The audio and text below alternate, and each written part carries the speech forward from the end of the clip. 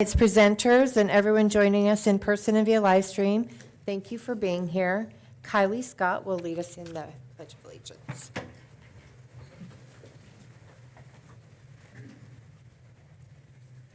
Ready, begin. Pledge allegiance to the flag of the United States of America and to the republic for which it stands, one nation, under God, indivisible, with liberty and justice for all. Thank you. All of our board members are present, with the exception of Heather Clark, who's excused. The addendum materials include recognition reports, communications, Idaho General Fund revenue, food negative balance, HHS rebuild payment tracker, and the HHS clarification of facts. I would entertain a motion to approve the agenda with the addenda. Is there a motion? I move that we approve the agenda with the addendum. Is there a second? I second. Any discussion? All in favor? Aye. Aye. The motion passed. Next, Courtney Fisher will provide the November awards and recognitions.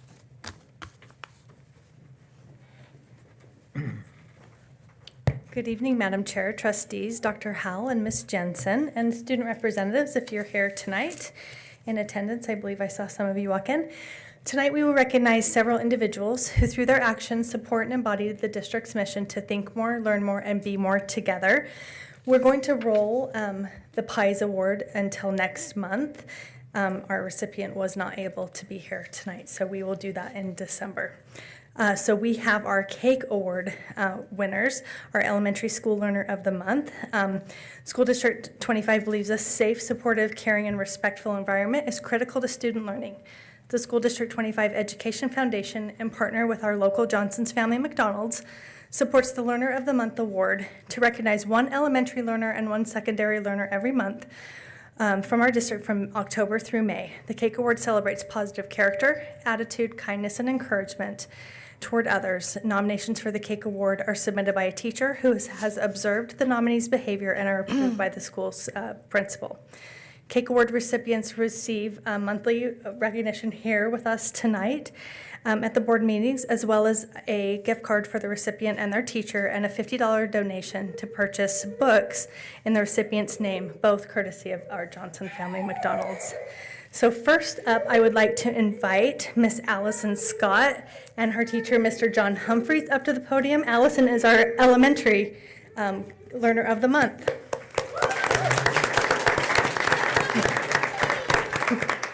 You want to stand right here, about right there. Okay. So Allison is in the 5th grade at Gate City Elementary School, and she was nominated by her teacher, Mr. Humphrey. This month, we are proud to recognize you, Allison, as the Elementary Cake Award recipient. Allison exemplifies the qualities of character, attitude, kindness, and encouragement through her everyday actions in the classroom and across Gate City Elementary. Allison is known by her teacher, Mr. John Humphrey, as an exceptionally kind and thoughtful learner. She goes out of her way to be friendly to everyone, making sure others feel included, welcome, and valued. In the classroom, Allison is always willing to participate and approaches learning with enthusiasm. She is a strong learner who puts effort into her work and contributes meaningfully into class discussions. Beyond her academics, she is quick to help, and her willingness to serve others makes her a dependable and trusted member of her school community. Allison is also deeply respected by her peers. At Gate City, learners write kindness notes to one another, and Allison receives 4 to 5 every single week. I just loved reading that your school does that. These notes consistently reflect the same themes: admiration, appreciation, and the positive impact she has on her classmates. The steady stream of heartfelt messages is a clear indication of the difference you make by simply being yourself.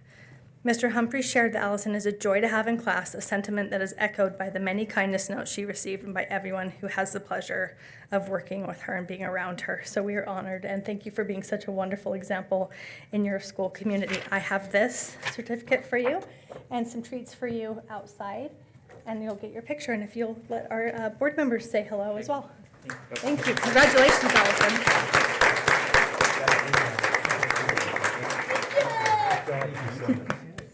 Thanks for that. Thank you. And thanks to Miss Kylie Scott for leading us in the pledge today. That was awesome. Okay, next up we have our secondary learner of the month. So I would like to invite to join me Olivia Chatwin and her teacher, Mrs. Lisa Baker.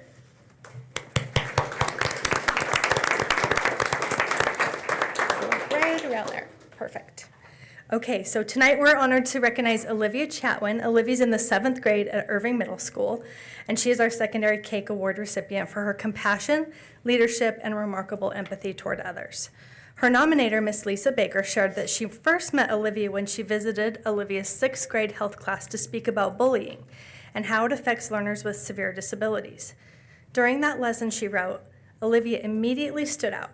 She openly shared her experiences supporting her brother Noah, who's also here with us tonight, and expressed a sincere desire to make a difference. After class, she approached Miss Baker to talk more, demonstrating a maturity, empathy, and openness well beyond her years.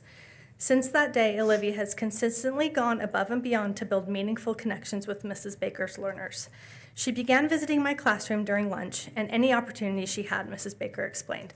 Now, as a 7th grader, Olivia serves as a peer mentor and continues to dedicate her time and energy to support these learners.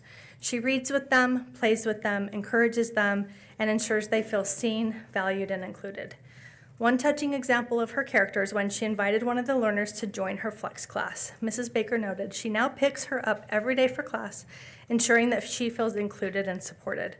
Olivia's kindness is consistent and genuine. She celebrates others' victories, stands up for them, and treats every learner with dignity and friendship.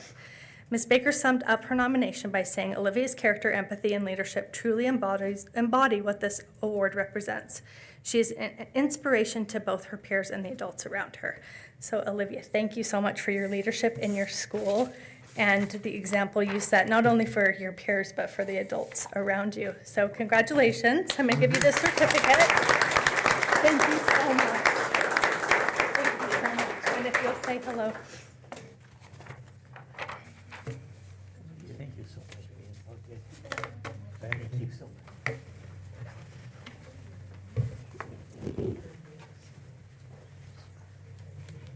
And just another example of the amazing learners and teachers we have in our district. That concludes my recognitions. Thank you. Next, we'll have the student representative reports. We'll begin with Century High School and with Lily and Beza. Yes. Hey. I'm Lily. I'm Beza. Okay, so to start, we're very excited to announce that at the end of this try, which is tomorrow, we have 5 of our students who are graduating early already. That's an amazing accomplishment. And this month, the month of November, is Native American Heritage Month. And to celebrate, our library has been having lunchtime activities, which is just an interactive way for our students to learn about the Native American culture and its history. And our debate team has started their season as they have kicked off their practices for their competitions that are coming up. And this last Tuesday, we held our Veterans Day Assembly, where we were able to honor Major Tovey, who is in our community. He came over and he spoke and he taught us about just the amazing contributions that veterans have. And we also had a very unique experience where we had Spuddy Buddies visit our school for the 250th U.S. anniversary, which is coming up next year. So they brought this huge Declaration of Independence, much bigger than what I'm presenting with my hands, but our students had the opportunity to sign the Declaration of Independence with their name. And so the next year, July 4th, the huge declaration will be on the state legislature, at the House. Wow. So, yeah. And then we had our Turkey Cans fundraiser where students were encouraged to drop any coins or any cash that they had for the Idaho Food Bank, and we were able to raise $720 for this Thanksgiving. Wow. In our athletic department, our football season is now over, and they were undefeated district champs and played some great games in the playoffs. Our wrestling practices have begun. They had their first one yesterday. Our girls basketball had their first game, and they have a home game tonight. So if anybody is able to go, we encourage you to go and encourage our Diamondbacks. Boys basketball will be having their first game next week. And then finally for our athletics, swim finished off their season with boys and girls placing 6th at state, and girls were named the 5A academic championships, or champs, excuse me. We are very proud of our spring athletes, and we're looking forward to our winter athletes. And in our arts department, band is having their senior night tonight, and then finally, last night, choir had a concert. And then that is all that's been going on at Century. All right. Thank you. Thank you. Next, Courtney will present our communications and, Oh, we've got Highland. what was that? Oh, we have 2 more schools here. So Highland? Pokey. Okay. Maybe Highland will come next time. Where'd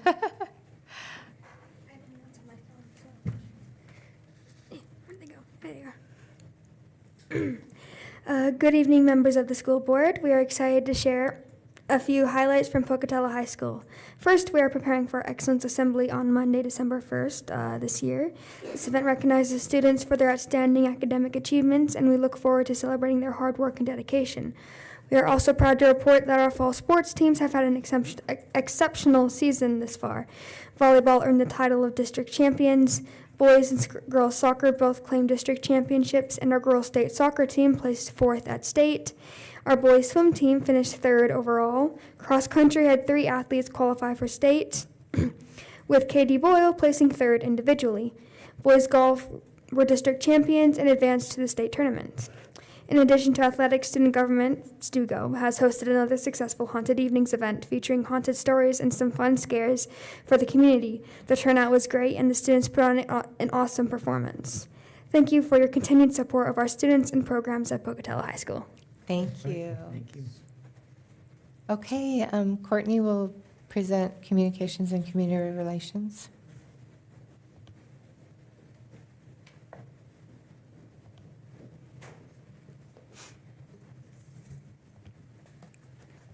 Okay, hello again.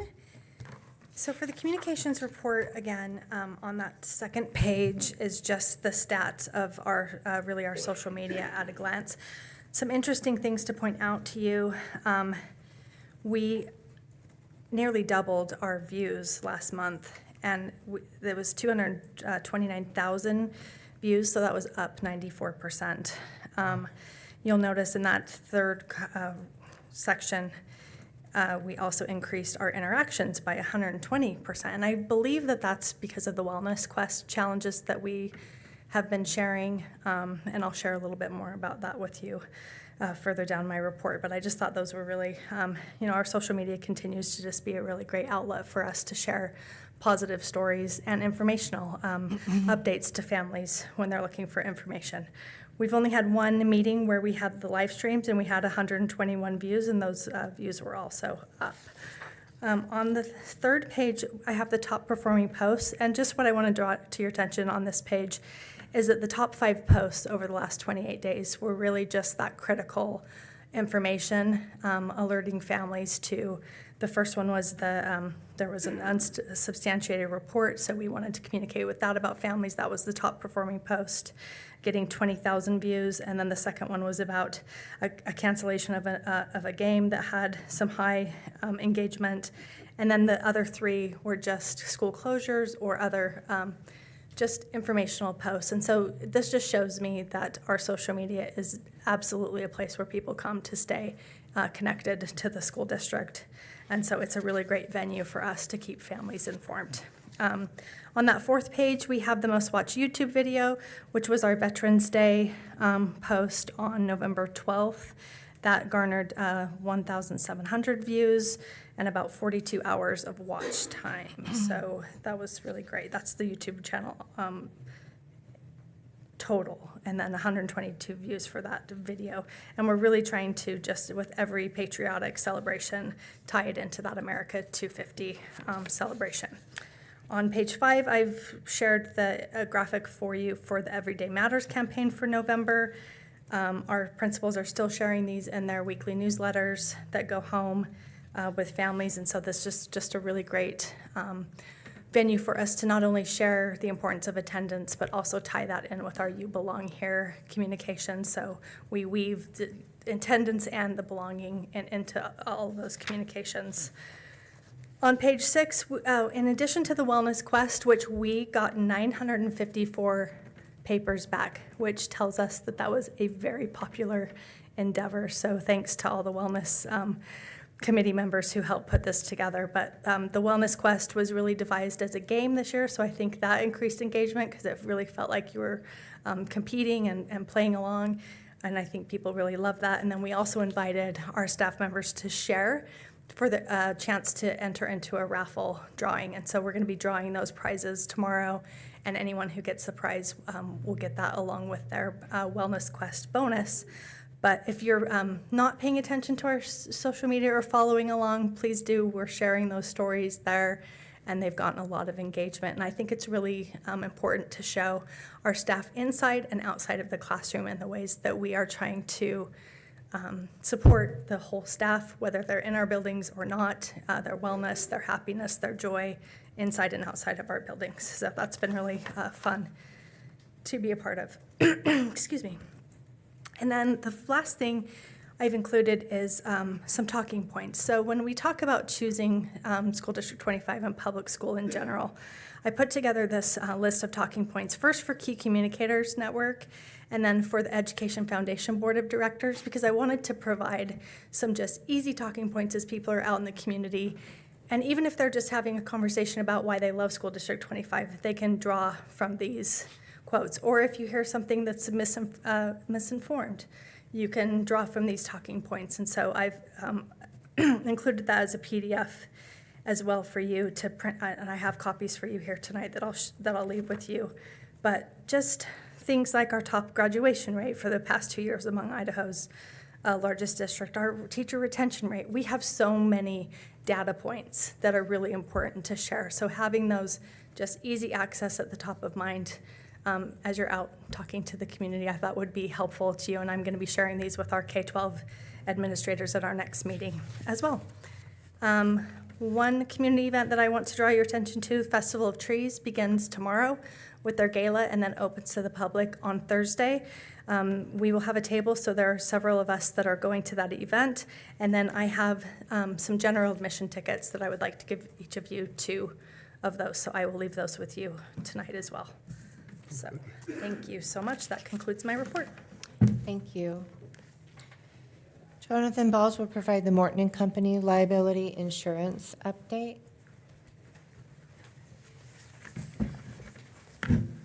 Good evening, board members. I'd like to introduce Mr. Chad Ranstrom. He's with the Senior Vice President with Morton and Company, and he'll introduce he's our insurance broker, and he's the one that kind of provided this. And a lot of times I get to present this as from him, but we're happy today that he was able to clear his schedule to be with us.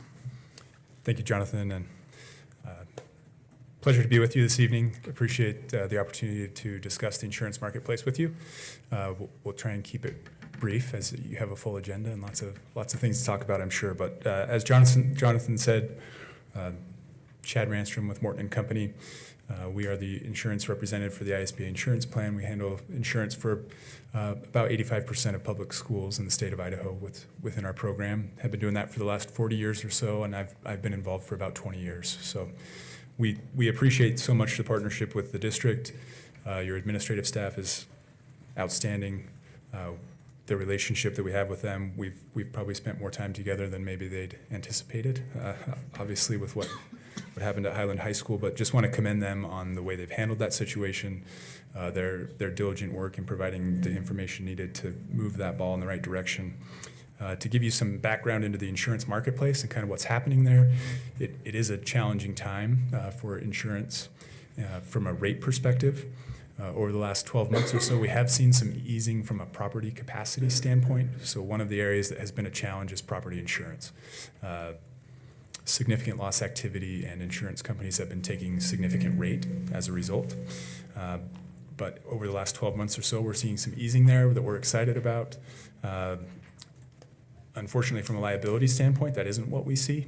School districts and public agencies in general are, I would say, have become significantly more of a target from a liability perspective. There have been nuclear verdicts around the country with large dollar signs attached to them, and so it's just a more challenging legal environment every year for school folks. Your team that you have is very proactive.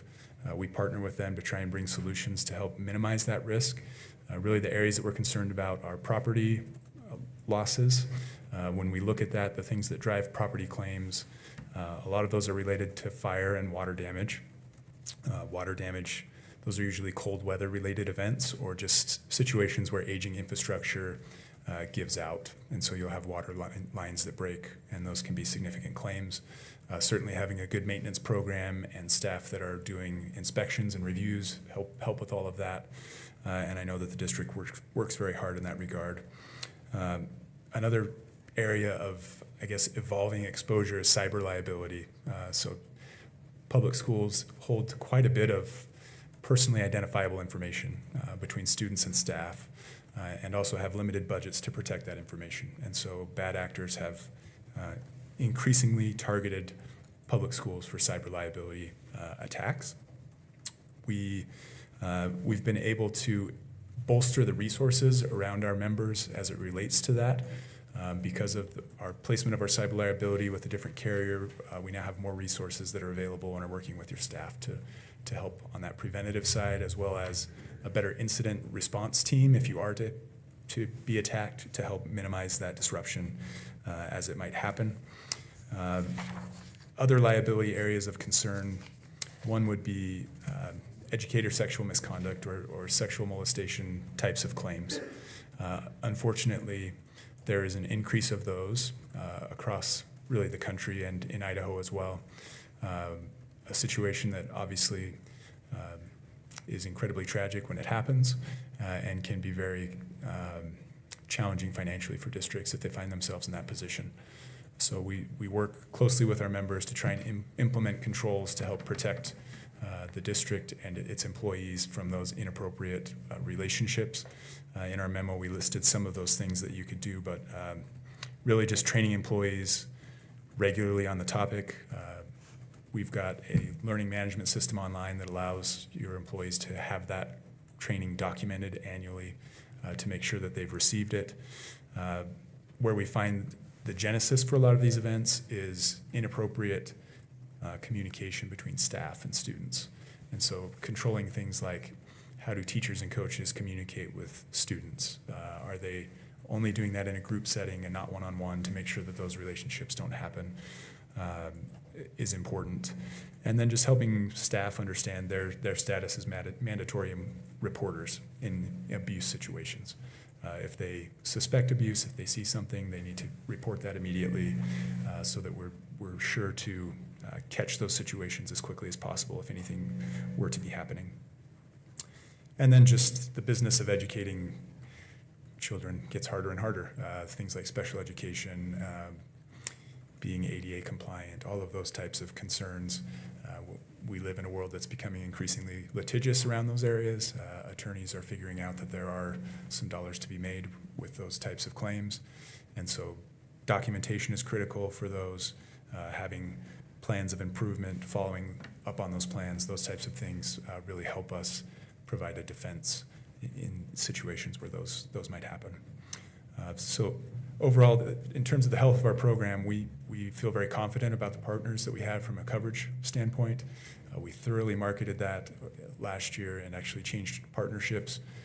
We feel like we're in a very good spot from a financial position standpoint, a relationship standpoint, the leverage of the collective group of Idaho Public Schools, and as well as the legal protections that we have under Idaho statute that help minimize the liabilities that we face and cap those.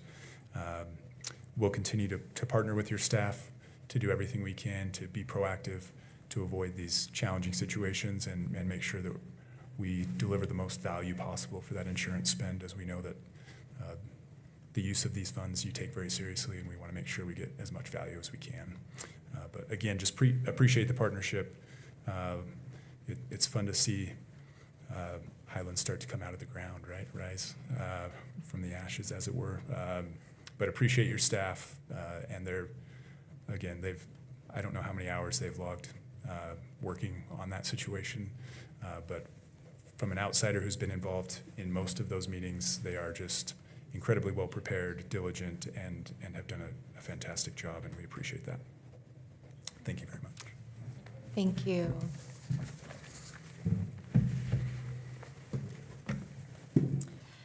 Next is public or written comment, and we have one request for public comment. We'll begin with Mary Ann McGrory.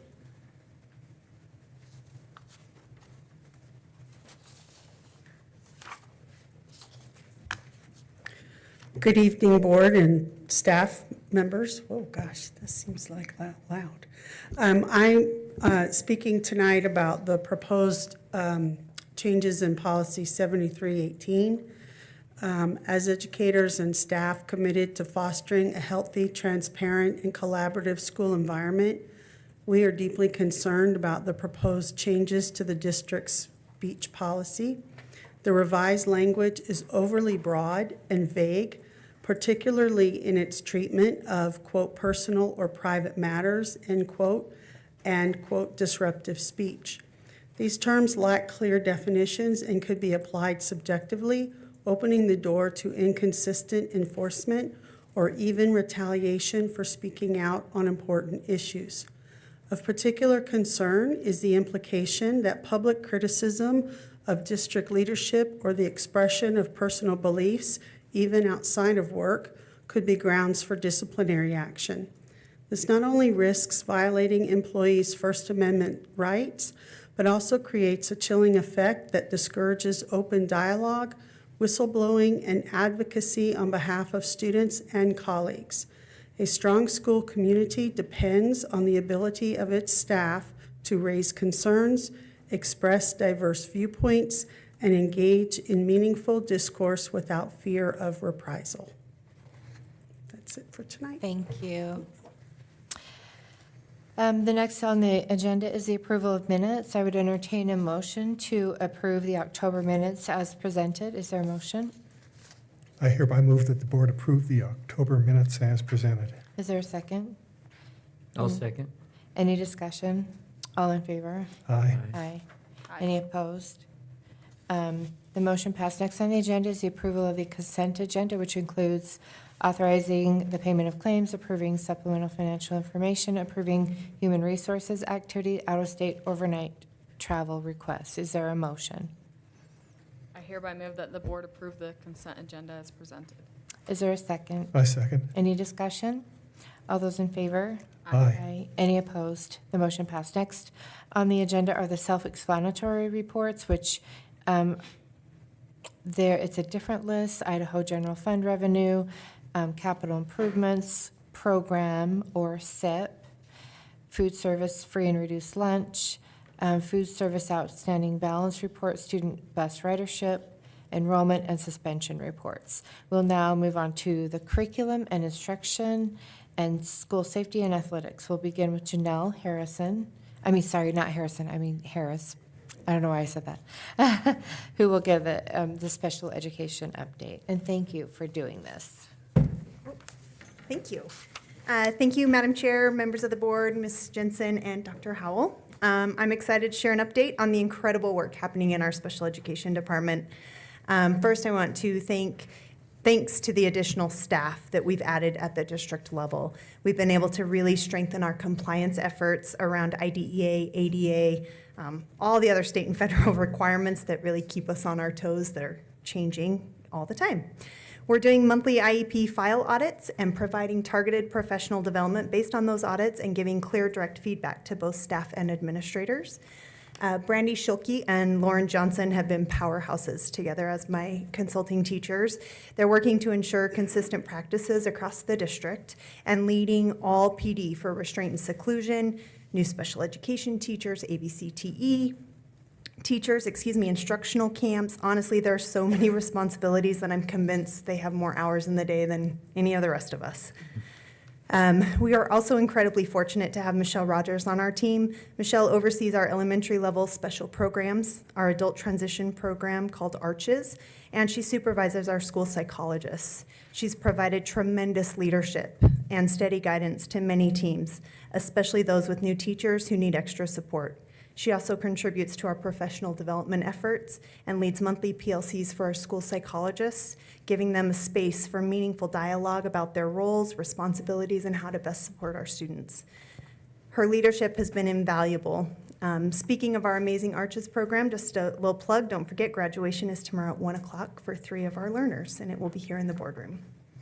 Our Medicaid team has also been working incredibly hard.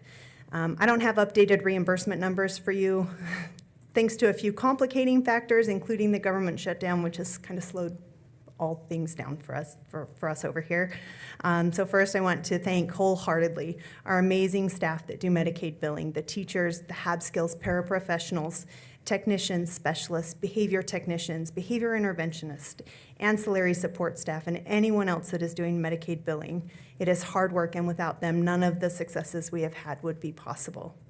I also want to recognize Chardell Guerrero and Kim Crowder, my Medicaid clerks. They've done phenomenal work staying on top of paperwork, audits, and all the moving parts that come with accurate Medicaid billing. They are all doing amazing work to improve services for our learners, which is our goal. I'm honored to work with all of them. I also want to highlight Diana Shelmechka. She manages budgets, prepares purchase orders, supports the Medicaid team, and handles state reporting, which is truly a full-time job all in its own. I'm not exaggerating when I say I am eternally grateful for her. I want to pause here and recognize the bigger picture.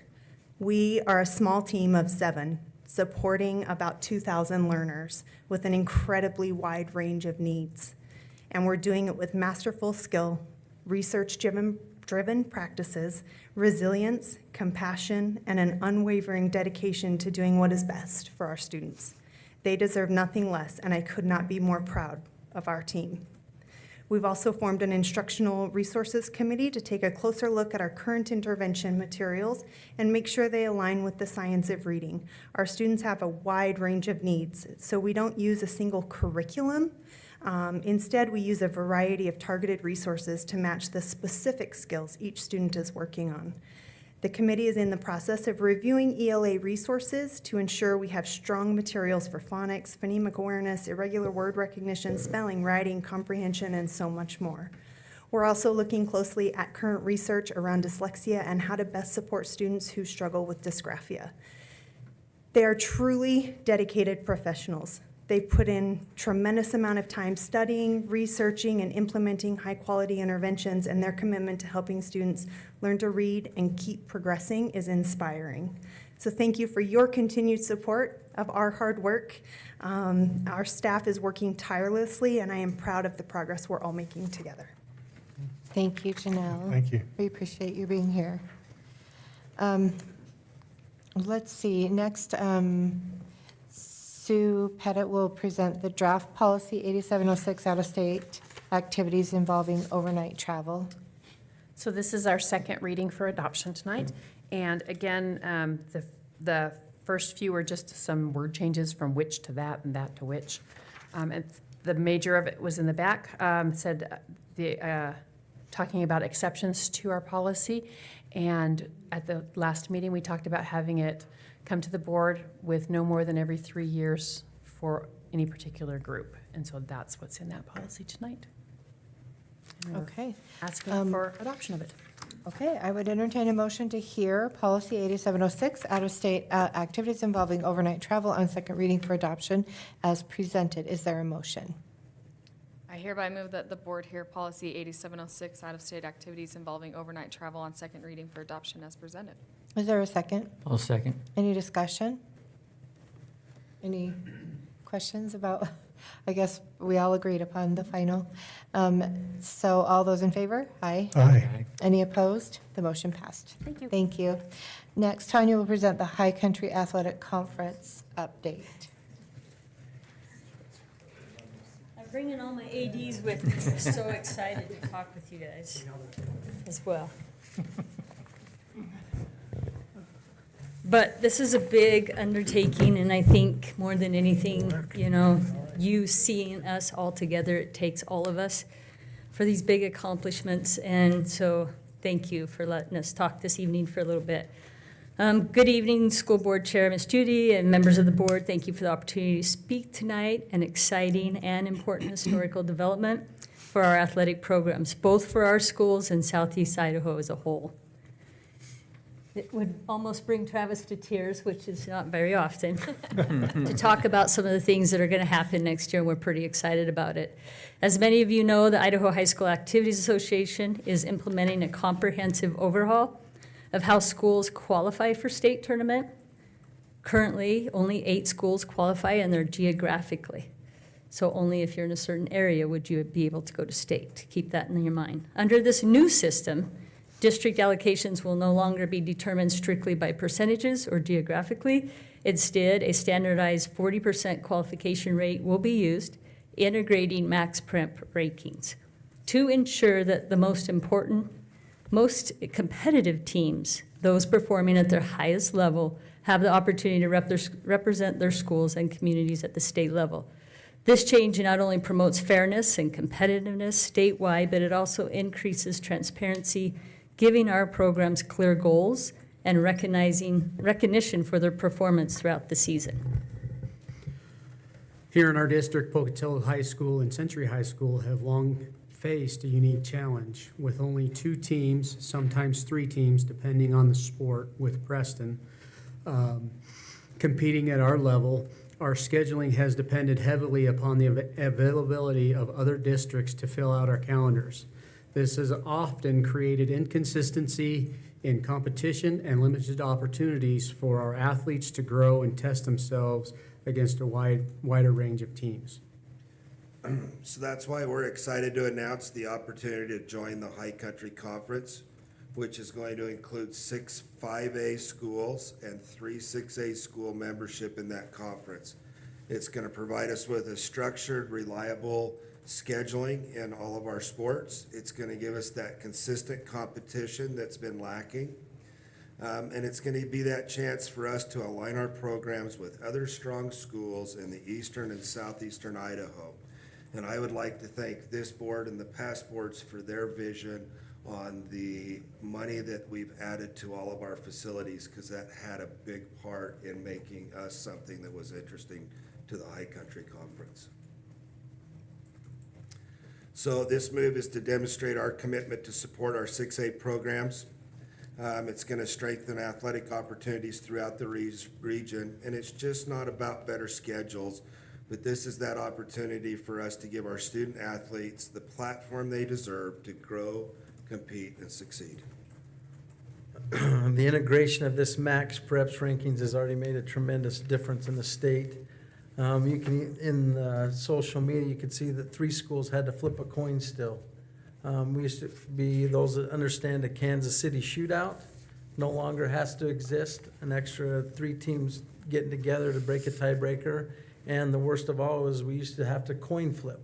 Now the data that Max Preps helps provide in those situations gives teams equal opportunity, and by looking at their scheduling, gives teams a fair chance to get in.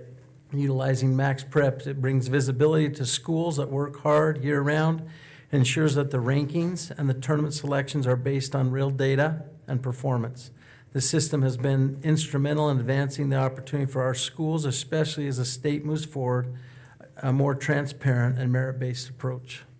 So joining the High Country Conference has been a goal for more than a decade. I mean, probably a lifetime. It represents a milestone achievement, the culmination of years of discussion, preparation, and dedication from our athletic departments and school leadership. By becoming a member, associate member, we're not just improving our schools, we're fostering regional collaboration, competitive excellence, and continued growth for high school athletics in Southeast Idaho.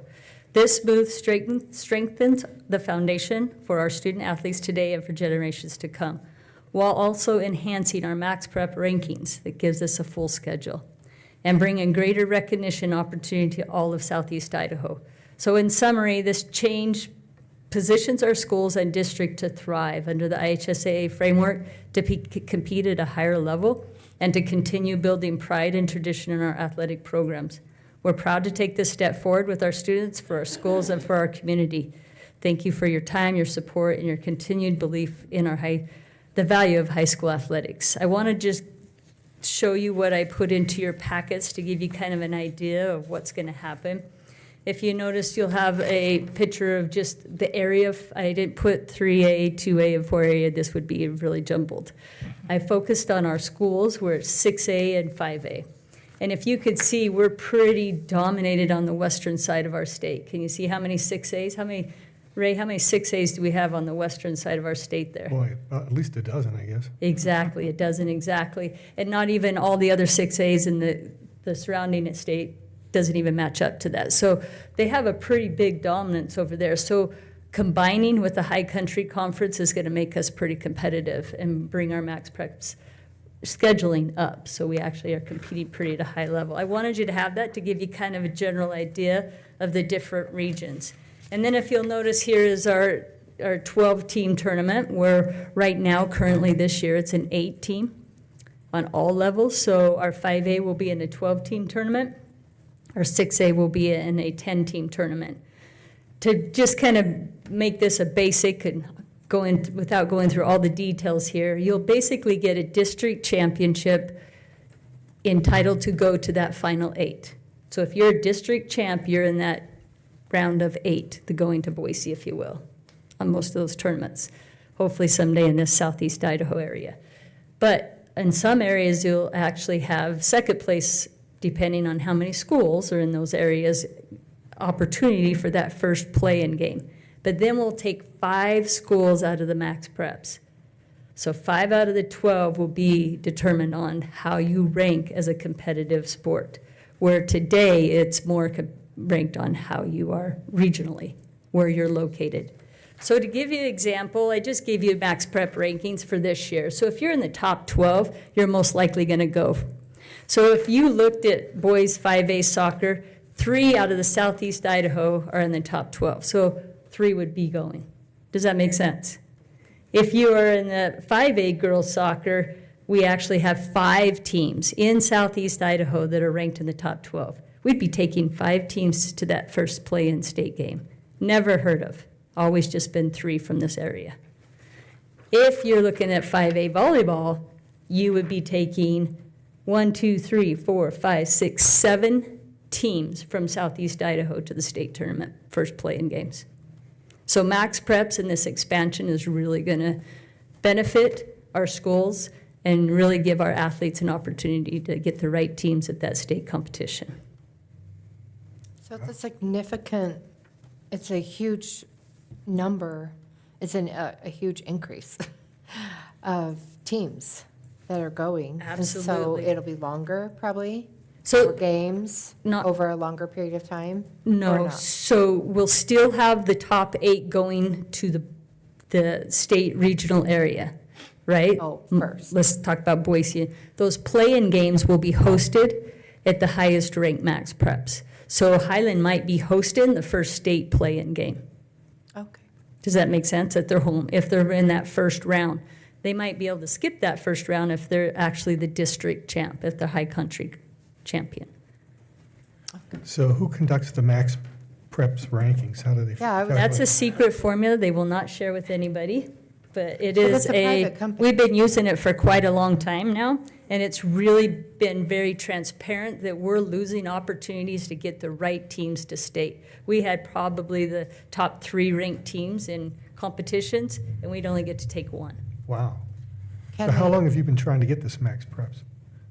Max Preps isn't what we've been trying to get. I mean, as There's far a as- lot of different formulas that help rank teams. It's more of getting the right schools to the state competition, and we have never in history had what we're doing right now. So this is the first time in history. To enlarge the bracket and allow more teams the opportunity, the better teams go to state's been about a 3-year process in the state of Idaho that started with athletic directors and the Idaho High School Activities develop it. Association. Yep, to develop. But and- it's always been wanted. Yes. So it's really been worked on the last 3 years to how to allow, there's many years that Pokey, Century, and Preston. Preston were the 3 best basketball teams in the state. but only one could go to state. And now that opportunity exists that all three of them could actually still qualify and go to state, which is a big deal. Because you're ranked statewide, not Yep. region. And we don't have just 8 going in, we have 12 starting in those first round. Wow. So, and I've been at it for 6 years with IHSAA and for the district, and it was a big philosophical shift for the IHSAA to get to this point, because up until then, everything was representation. And so the age-old argument became, is this about an opportunity to go to state, or is state about the best teams there? And when this proposal started getting some traction about 18 months ago, and they put these committees together, it was the first time where they said we have to respect representation, because there's a big part of the state that wants to do that, but that was the compromise of representation will be that district champ, but let's leave some at-large available for max preps to get those other teams there. So it's been a lot of conversation, a lot of people involved, but it's exciting to see that we're there. Great. So who was who was controlling that, the first part that you said, the way it always has been? Who was controlling that? IHSAA. IHSAA. Okay. It's always been So Idaho they've- High School Athletics Association School, the board, right? Mm-hmm. That makes up basically what happens, who goes to state, how that happens, what representation. And it's always been about geographical and percentage. Not about always the best teams. So I was fortunately enough asked to be part of the committee, and with these 3 gentlemen with all their expertise, helping me understand and helping give that information to the board to help make those changes. Great. Well, I mean, it sounds really great. Thank you. Thank you. And thank you. Well, thank you for bringing that and sharing that. I appreciate all the work. Tanya, can I ask you real fast? Yes. I know that we deal with 5A and 6A, but does this affect all the As? Yes. Oh, awesome. Yeah, and that's part of why it took so long. We are such a, truly from here to Coeur d'Alene is like going from here to Vegas. We're geographically, distance is huge, right? Plus you have so many smaller schools, 40-some, right? Having a system that would fit all was difficult, and so it took a lot of time. Awesome. Well, thank you, guys. Thank you. Next on the agenda is Human Resources. Brenda Miner will present the draft policy of 7318, use of social media. Good evening, Madam Chair, Ms. Jensen, Dr. Howell, board members. This is for second reading on 7318, the use of social media. And what we talked about last time is in this policy, I feel like it's more the clarity of giving more examples and showing some of the different approaches that you can look at. For example, one of the things I just wanted to point out, based on the questions or concerns from tonight, is that there's a sentence in here that says, these factors will be weighed against the employee's right to free speech and the school's interest in maintaining a productive learning environment. And then it uses the words or examples of speech that could be considered disruptive to the school environment include.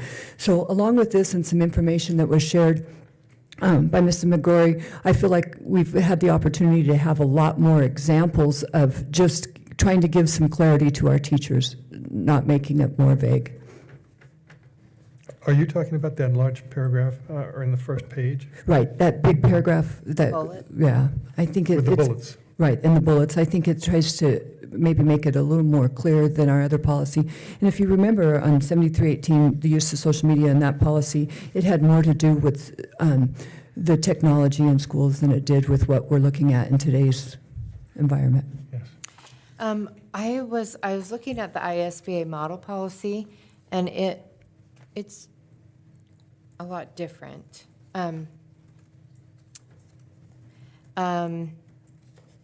This policy says it applies to all members of the school district's community, including students, employees, and other members of the public, including guests, visitors, volunteers, and invitees. And then I guess in ours, I guess it doesn't really say. Madam Chair, the first sentence does say, the Pocatello Chubbuck School District Board respects the need for staff to communicate with students, parents, patrons, and colleagues. Is that what you mean? Yeah, and I would like to add board members. Okay. Because it doesn't have volunteers or anything like that. If, some way add that. Because right on one of the bullets, it says Okay. publicly criticizing the school or district's administration in such a way that undermines their authority and creates unrest.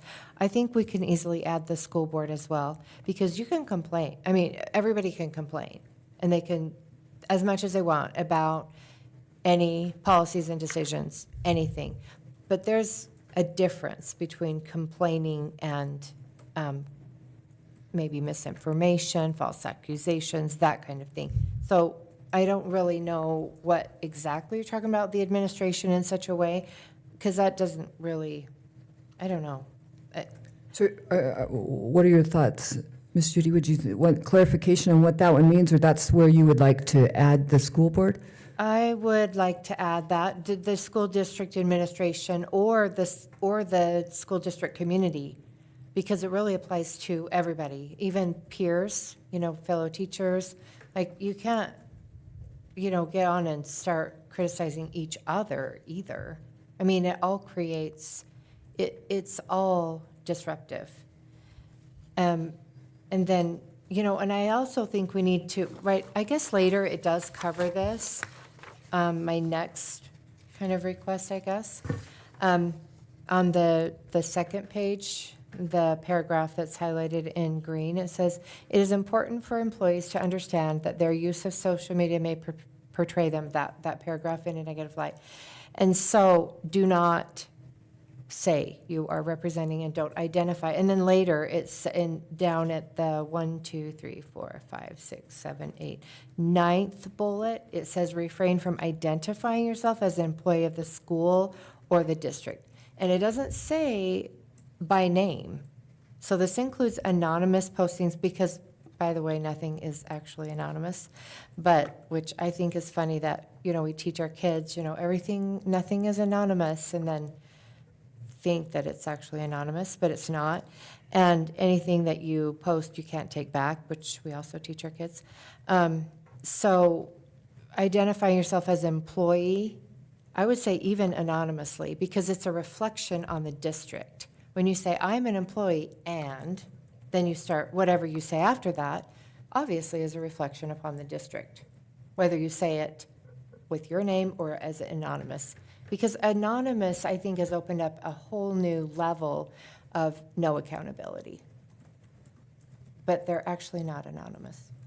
So, I don't know, what are you guys' thoughts on that?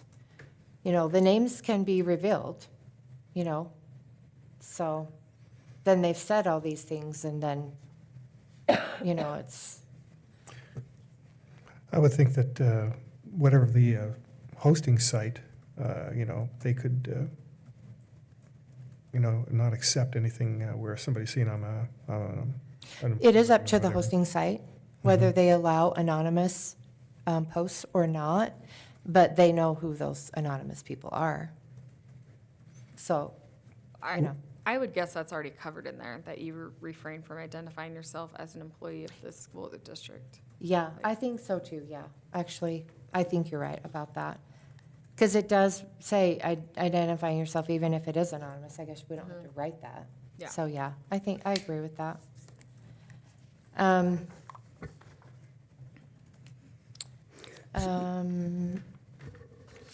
I think my thought on this for tonight is that in regards to the public comment made earlier and then looking at this, I would like a little more time to look at the ISBA's recommended policy and beside this one, and then review it again. Yeah, I agree. I would too, because it starts out, the ISBA, it starts out, this applies to everyone in the district community. It's very clear, including students, employees, and other members of the public, including guests, visitors, volunteers, and invitees. So you can't just come and then accuse people of illegal activity or, things like that. Especially, we have teaching certificates. And in this policy, it does say embarrassment, which is, who cares about embarrassment, or unintended certificate licensure issues.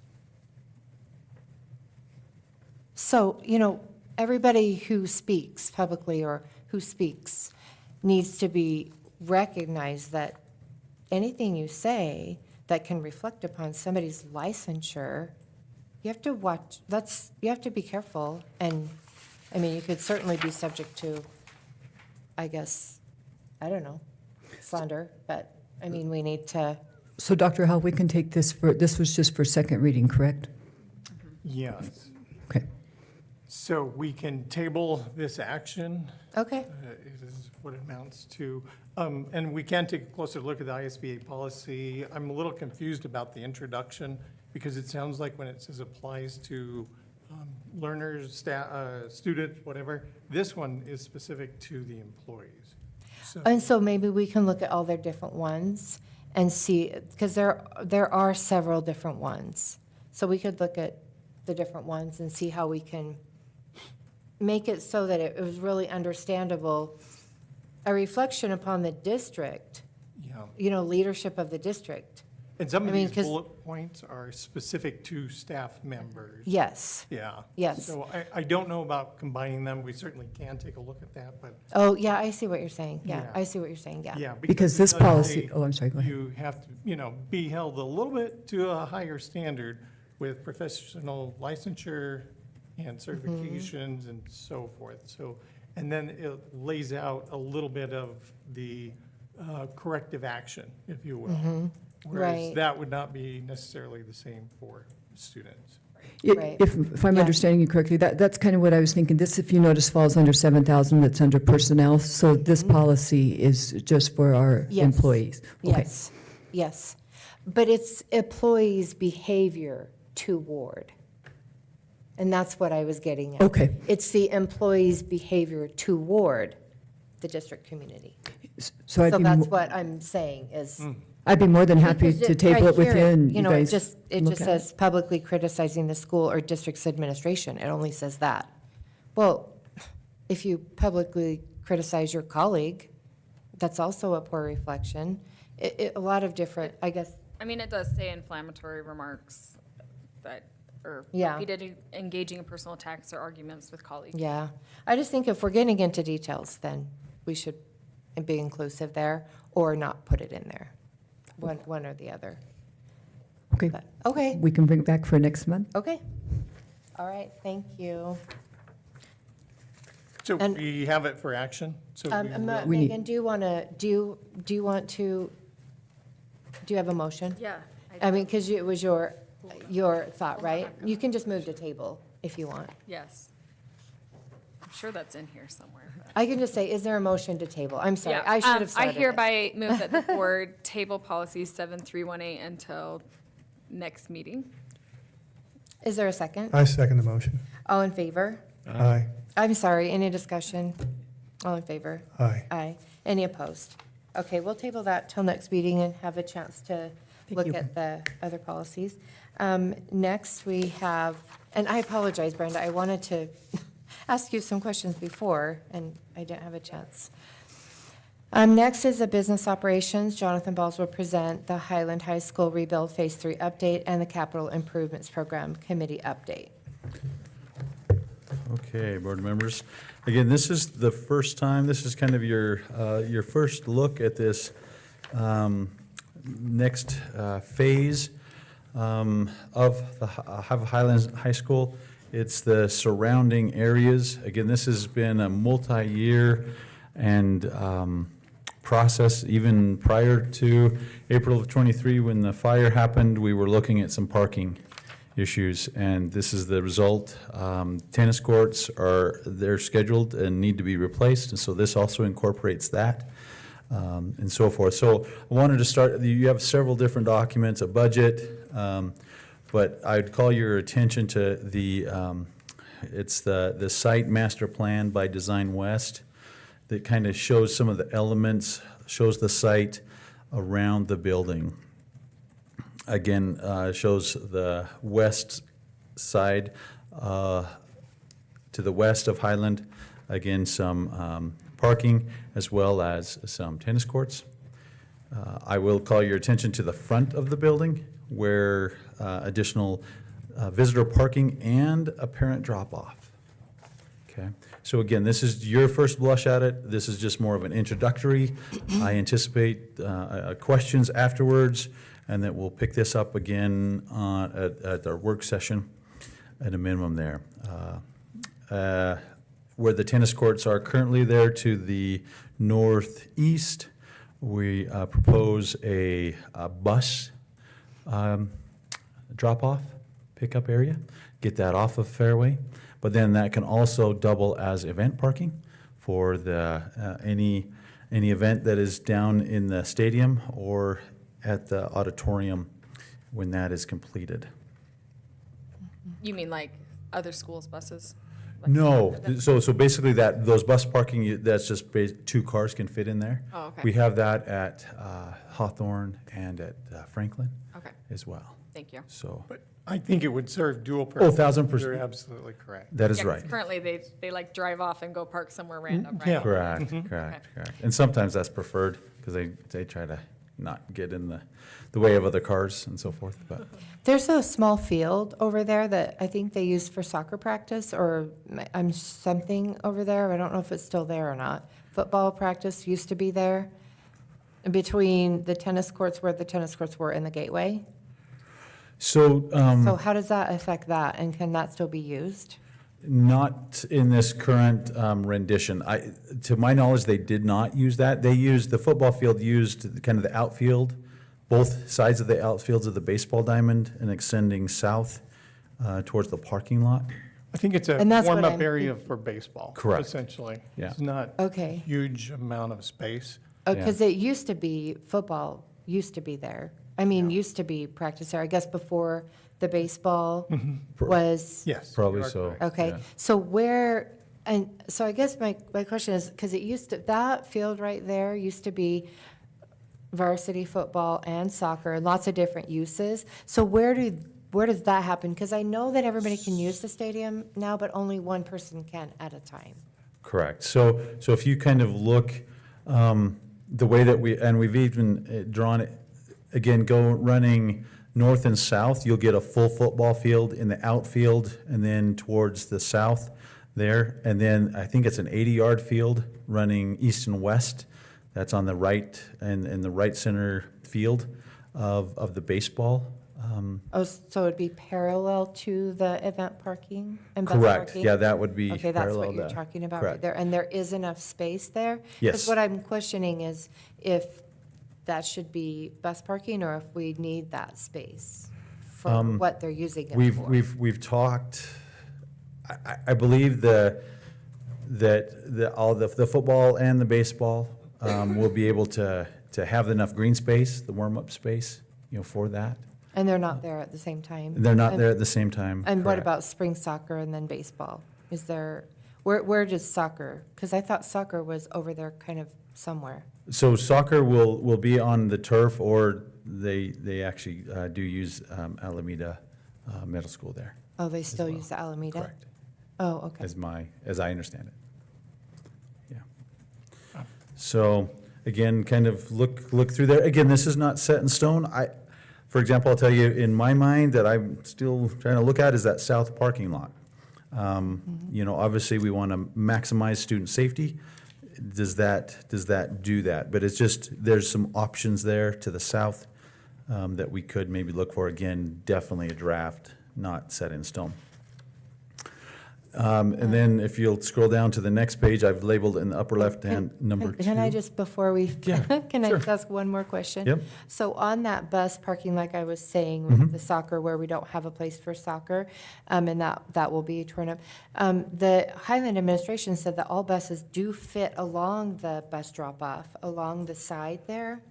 They at come one in 3 time. different waves, don't they? Correct, yeah, they do come in 3 different ways. Which creates a 'Cause little the- bit of a The discipline. administration said they all fit at the same time. I'm confused by that. No. Yeah, Travis left. Yeah, I promise. Oh, that okay. It is So 3 waves. 3 waves. Okay. Correct. I just wondered which was, okay. And that becomes a supervision challenge Absolutely, for our absolutely. administrators Uh-huh. and the staff that oversee that.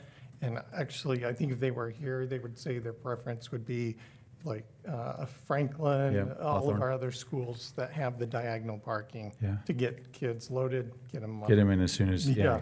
So I see how the buses can pull in. Are they going to have to back out then? No, we will ensure, and this is what I've told our transportation department, because they have the same concern, they've looked at this. No, they will be able to pull forward and then out. That lane really is bigger than it looks. Correct. Okay. And we will make sure it is big enough so it will Okay. do what we need. It's the same thing at Franklin, right? Correct, same thing with Franklin. Franklin has a ton more space, though. That is true, that's true. That first bus goes, and so that second bus doesn't have to necessarily go So- around the first one. Correct, they will So then go. they would still have They to load wait. them all, and then the Yeah, first okay. one goes, second one goes. Okay, I see. The second page, if you scroll down, kind of, and we'll talk more about kind of the entry there, but again, we're looking at some paint and kind of a canopy on the front side, as well as some paint to kind of match the existing building to the new building. Also Now, on that, on that paint, is it painting brick? no, we're actually would be painting the stucco. Oh, And okay, there's another sheet that shows it better. okay. But also on that second page, actually, I wanted to highlight on that right-hand side is the drawing of the secure entrance. So basically, we are gonna take this large room that's off of the side, what would that be, to the south, there, the entrance there, basically put a window in there and move our attendance clerks into that space.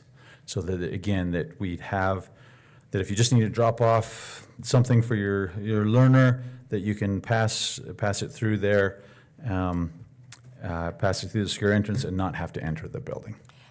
Oh, I'm so confused about this. Oh, it's in the vestibule. It is in the vestibule. Okay, 'cause I Correct. was- So the vestibule stays the same. Past the corridor. Yep, Okay. it's to that new section, it's labeled Ram Center, that's not, So those will be two separate locks. When they unlock That that is first correct. set of doors, Yep. the second will not Absolutely. automatically be that is correct. unlocked, That is like it correct. is right now. Two different entrances. Okay, and this is what's been done across the district. That is correct. So is there any other school that still needs to have this done, or has everybody got a secure entrance at this point?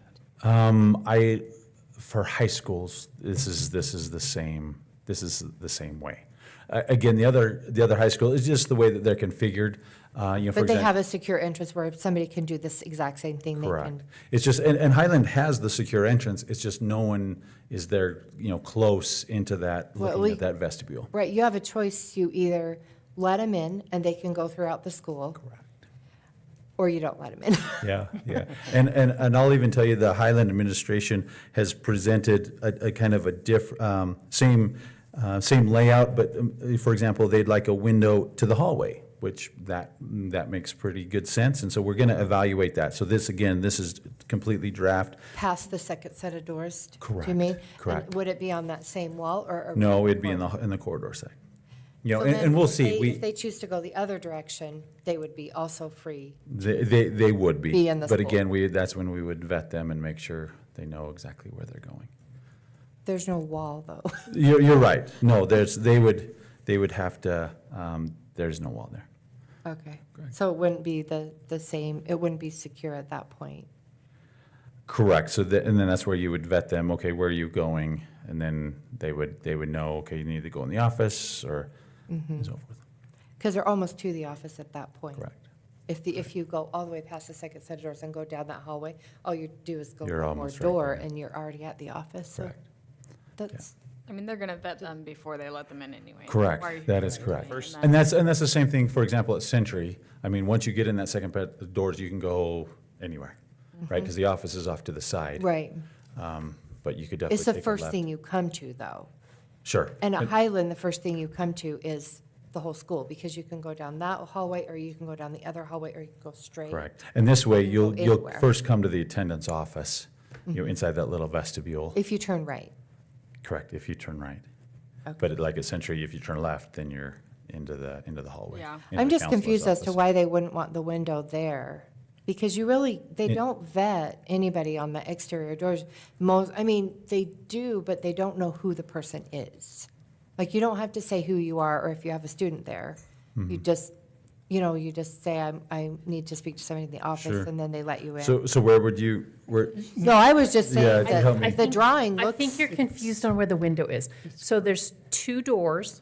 No, I know where the drawing is. There's a window between those 2 doors, so the Yeah. person can Inside come the in. vestibule. No, Into the vestibule right. and check in. Right. I'm just wondering why the Highland administration doesn't want the window in the vestibule, and instead they want it past the second set of doors. No, they No, want both, they no. want 2 windows. Oh, they One want in the two. Yeah, sorry. vestibule and one Oh. in the building. Oh, well, Yeah, okay. Both. So That's that- what I think. Great. I think you're missing where that. is Two that doors. second? Well, no, I window- just thought they didn't want No, they that want first both. one. No, sorry. Oh, okay. That's my. No, I think. I confused you there. I apologize. No, I thought they were saying instead of. Okay. No, sorry. That makes a lot more sense. I just was giving you feedback that even this drawing has kind of changed. Again, we haven't vetted through that. Obviously, our general contractor hasn't looked at it and make sure they can do that, but we're. Yeah. Oh, I think looking- that makes Trying to make it perfect as, sense, yeah, yeah, to best have for them be both, yeah. Megan, did you have? Anyway, Yeah, the request for the second window, is that to manage flow in and out of the office, so it's not That people coming way, in and out all day, or? that way, if there's needs inside the school to reach the attendance clerk, that way they have access from the hallway. well, I could give you an example. I think I know what you're asking. If you come in the first set of doors and then you tell them why you're there, because you don't tell them at the doorbell. No. Really. And so then you tell them, I am here to volunteer, then they can direct you to their second window and say, there's your volunteer, sign in, will you please get that and grab a name tag? So it's quick, they can go in and they can then go around the corner, sign in and get their volunteer. But if they aren't there to volunteer and they don't really have a reason to be there, they can keep them there. Correct. And not let them in. Yep, correct. So, anyway, I was just wondering if that student was a checkout. scenario. Yeah. Yeah, that's where rather it's than going. enter the entire office area. Yep. And stand at a counter or whatever, they could just present their note on that interior window. On For the the students. in the Yeah, hallway. or, hey, you need to talk to my mom, I'm checking out. Yep. Oh, yeah, because currently you have to go into the whole office past the You waiting would, area. yeah. But then the attendance office is down the hall. Yeah. Even still. And now it has a window currently, that's what they're asking for in this configuration. I Yeah. see. Yep. Oh, okay. Yep. I think. Santa Fe- Okay, the next one, actually, page 3, again, provides a canopy. Again, this it ties in with there will be a new canopy entering the gym in the back.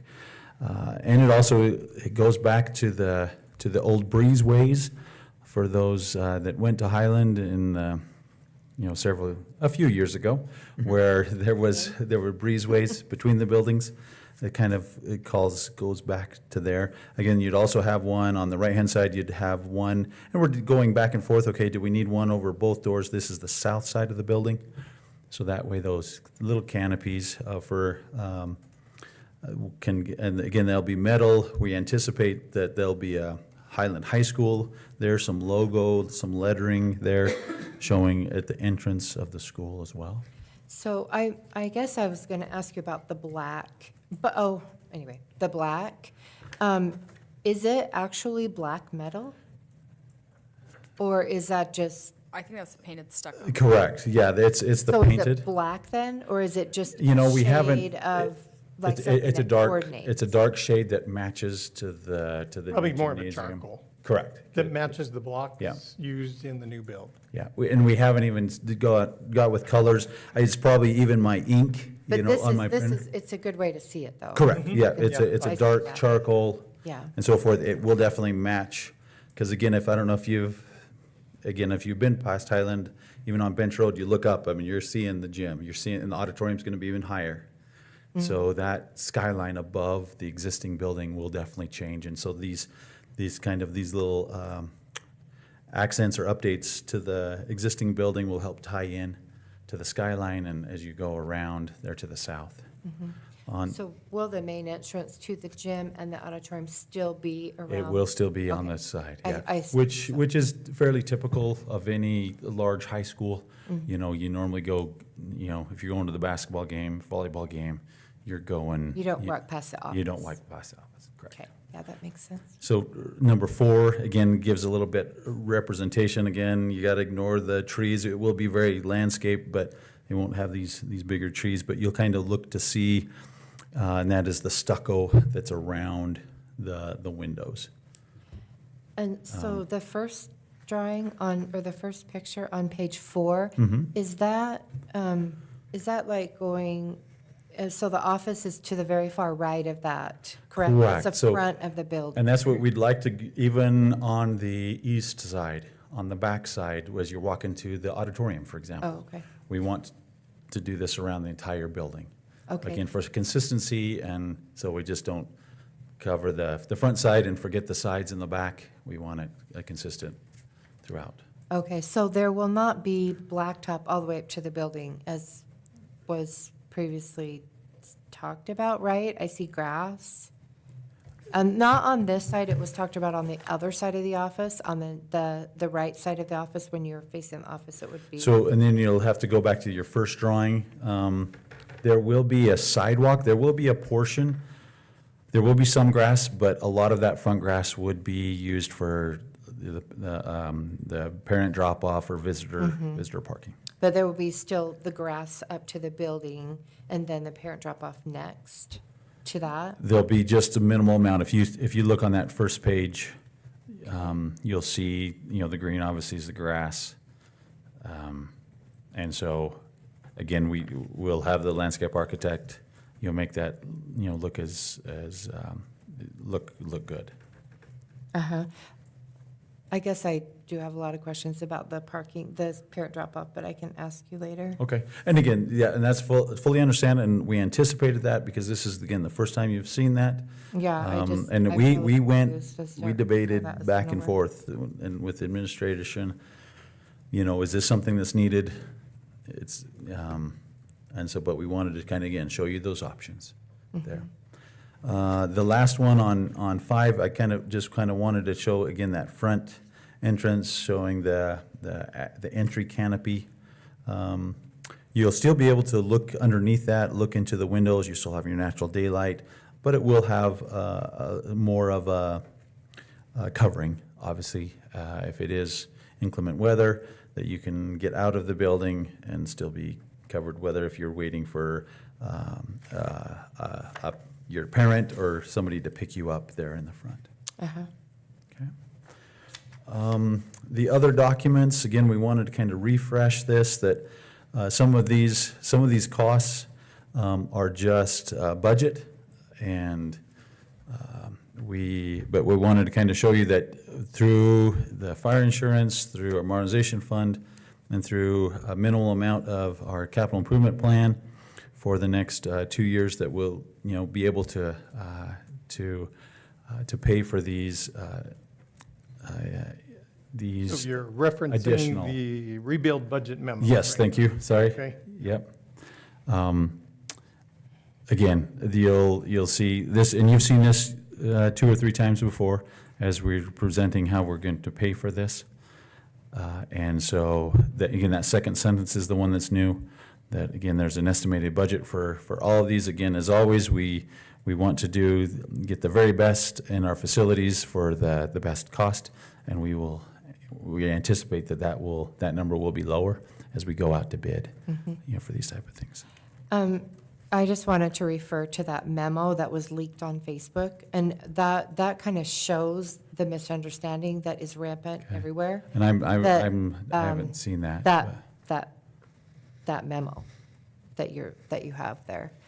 Okay. And so that's why I wrote this clarification of facts, Okay. because You want to cover that? so many, what was that, No, yeah, please, perfect, yeah, if you want to cover Okay. that memo that. I just feel like there drew. has, you guys jump in if you have anything, but it's the page that says clarification of facts, if you want to know what I'm talking about. There have been a lot of comments in the public, even everywhere, that why didn't you have adequate insurance? You must have not been prepared. Because if it's costing this much money, then obviously you weren't prepared. Well, that's not the case. Correct. But it's the way it's presented that it leads to that. And so, because all that's presented is, oh, it costs this much money for Highland rebuild. But that's not really the rebuild. The rebuild portion is actually very close to the insurance that we did have. And then so that's one part of the misunderstanding is that the insurance did cover what was there, but that had never been enlarged or improved or renovated ever since had been built. And so it wasn't really functioning the way that it should in our modern time. Like, it didn't even allow for women's sports and like a lot of different In the locker rooms, yeah. yeah, a lot of things like that. And so then the second consideration is the fact that the board decided that we needed to make sure that when we rebuild it, it's the footage, the square footage and the appropriate, the way that what we would need for the next 100 years, I guess. And so that's the second portion, and so that's not to be confused with what the insurance is rebuilding. That the second part is the modernization fund, which is appropriately being used to modernize and update what had been there. Correct. And so the first phase is what the insurance covered. The second phase is the modernization funds. And I think that needs to be, when we have communication, it needs to be said that way. Because people think, oh, $63 million, and you only got $25 million from insurance. That's, super smart. You can see how they don't understand that it's really not as bad as it looks. And so the insurance, this is the amount, the insurance, and then we chose to modernize it with our modernization funds, which we went to the state, and Highland, the governor came here 3 times. And much of the reason why that was even passed was because of Highland. And so then the third thing is our capital improvements fund. That part is strictly only to bring Highland up to the same level as the other 2 high schools. It's not the rebuild. It's a completely separate thing, because the board voted, 3 years ago after the fire, that Highland did need a new auditorium, and that is not being rebuilt because the auditorium didn't burn. That's a consideration. We chose to build a brand-new auditorium. And then the second thing is the science rooms. That's just updated. That's just really should not be included in Highland rebuild cost.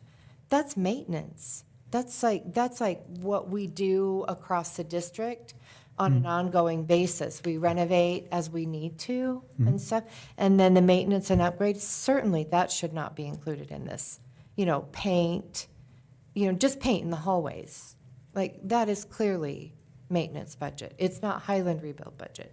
And then the parking lots, all the schools have parking lots. It's no different. So the comment was made, oh, this is a luxury, this is all luxury. A parking lot isn't a luxury. We're the last to get the tennis courts. Science rooms updated to match the other 2 schools in the city are not a luxury. And then paint in the hallways is not a luxury, it's maintenance. And I guess my comment, I wasn't familiar, not being on social media, I wasn't aware of this, but yeah, if anyone was informed on the whole process, they would know that, again, that we're very adequately assured for what we had, but again, as you mentioned, the board decided to increase that, to bring it up to other 6A, schools. Right. But again, just as I offered to you, I offered to anybody that, okay, if you'd like some information, I'm more than willing to share that. Right. And so, But my concern is when we say the Highland rebuild, is there a way to just actually have it mean the Highland rebuild? Like, the rebuild is rebuilding the gym, and it can include the extra square footage, but it should really not include the auditorium, the parking lot, the tennis courts. Like, that's just, that's like. So to answer your question, the first part, I mean, we put that together because that's how it went out to bid. You had asked for some smaller Right, the parking lot pieces. wasn't part of the bid. That is correct, And we'll have to go. maintenance wasn't part of the bid. Correct, and that's where we talked about tonight, kind of that, Right. they call it the site master plan. Again, the goal is to, in the summer of '27, to make that as new of a school as possible. And, Right. and yes, Oh, we're I planning. understand the goal. Yeah, I understand the goal. All I'm talking about is communication. sure. That's all I'm talking about. Because when we say the Highland rebuild cost, whatever, 63 million, is that what the number is? That isn't what the rebuild costs. The rebuild from the fire costs, above and beyond insurance, costs 33 million. Correct. Almost 34 million. Yep.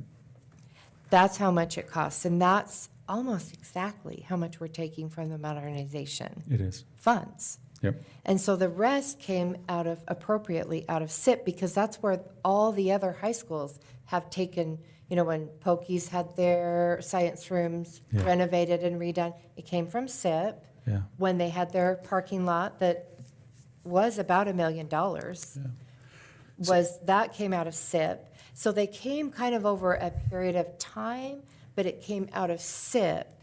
And so, for example, when we say Pokey, the renovation costs $9 million, whatever. Well, that did include renovating the existing. It didn't include the parking lot. It didn't include, it didn't include like all sorts of other things. Sure. It really was just that. Yeah. And I guess my thought is for me, the most important is that you all understand that, and that we try to do our best with the communication. And if someone really, truly wants to know and just not sitting on their couch on, Facebook, that if they really want to know, they can reach out, and we'll help there. Yeah, and I don't mean Understand. that I'm responding to anything like that, No, I because it just understand. doesn't matter what people say on Facebook. It just doesn't matter. Sure. But the issue that I am concerned about is the serious misunderstanding, because before I had this clarification, did not know this. I did not know and I'm sure that no other member of the board knew, what's the difference between the part that was burned, the auditorium, which is a separate project, and then just upkeep that was, just like the science room. Yeah, if I may make a Oh, comment. yes, oh, yes. No, I of course, was on the board and when all these discussions happened, and everything you're saying is correct, and that was all decided.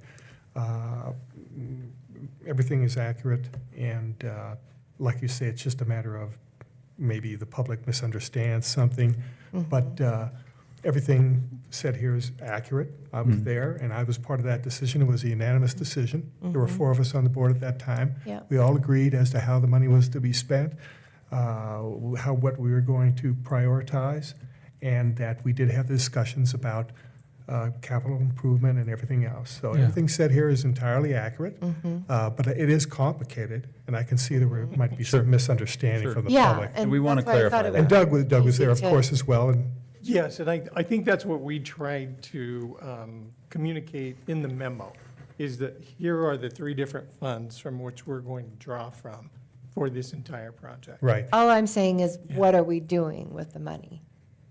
And So that's why this clarification, Okay, I I feel is see what you're important, because it looks like, Yeah. it's all for the Highland rebuild, when it really isn't actually.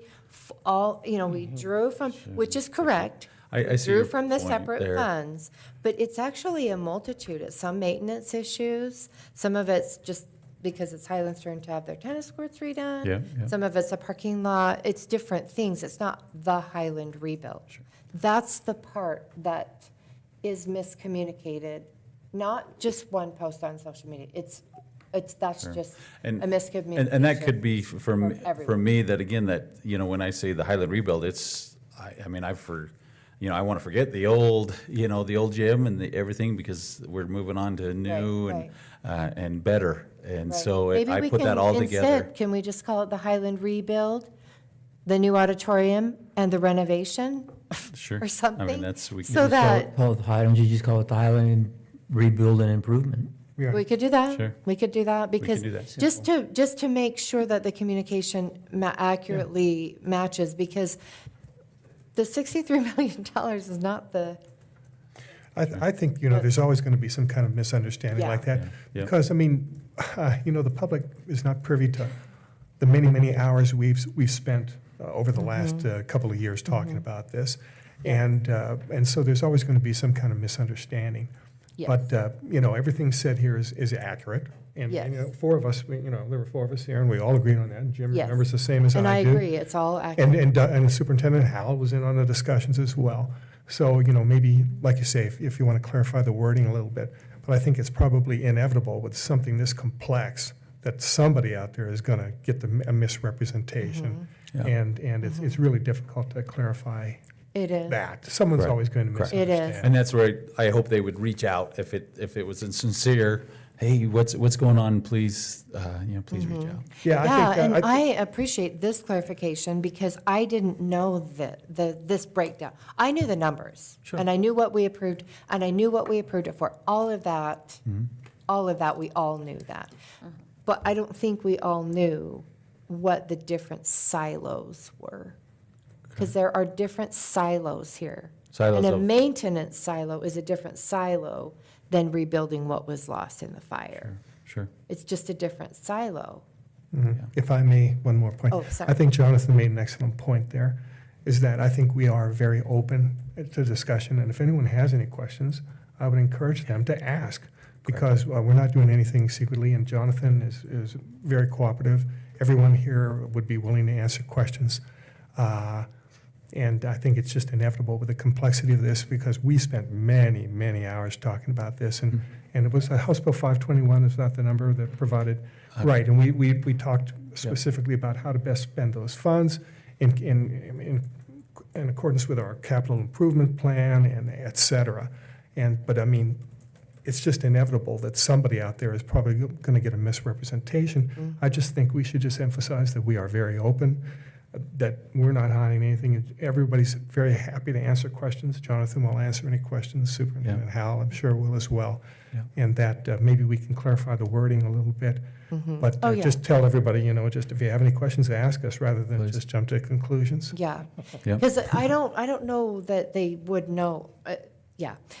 Yeah, really. So thank you, Ray. I agree with 100% everything you said. And so my intention wasn't to say that there was anything Oh, misrepresented. no, I understand. So I understand. don't believe that, not even in the least, not at all. What I'm just saying is a clarification so that those three different silos are accurately, a maintenance silo is a very different silo than building the new part of the school. Sure. They're separate considerations. Okay. And so, and it was Highland's turn. Sure, They did. on several of these It things. was the science teachers were just really not in a good situation. Yeah, they're going to be, So- they'll be really happy. So again, board, this is, your first blush at it. Let's look at it. If you have any questions, let us know. We'll talk probably the work session, probably a little bit more. And so, but please, as you as well, please encourage you to reach out with any questions, any clarifications, or any and then we'll talk on the 9th.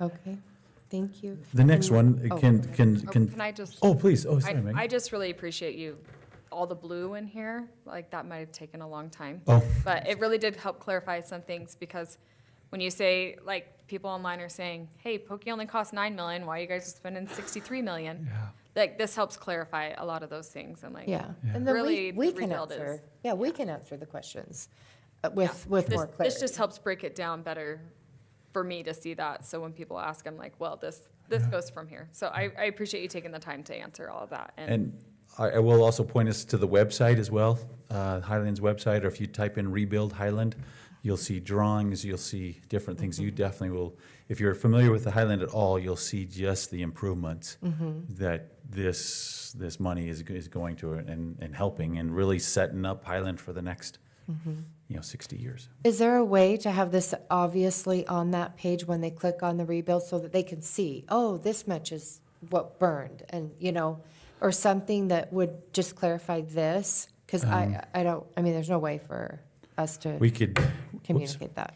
We could put it on there. There's just a lot of other, some people want some videos, some people want the minutes and Yeah, so forth. but if some people, well, the minutes, I guess, but just a clarification of the funds, just Sure. clarification of where did you get the funds from and what are you spending it on? Yeah, we can You put know, the memo. I just think that would just be That would be really helpful. helpful. Yeah, Mm-hmm. as Do well you as think this so? clarity document. Yeah, both of those could go on there. Yeah. Thank do you so much, and I so appreciate you doing all this. I just was so relieved to see it all just in one spot, bet. and I just, thank you. I agree also, thank you. Thanks. You're welcome. You're welcome.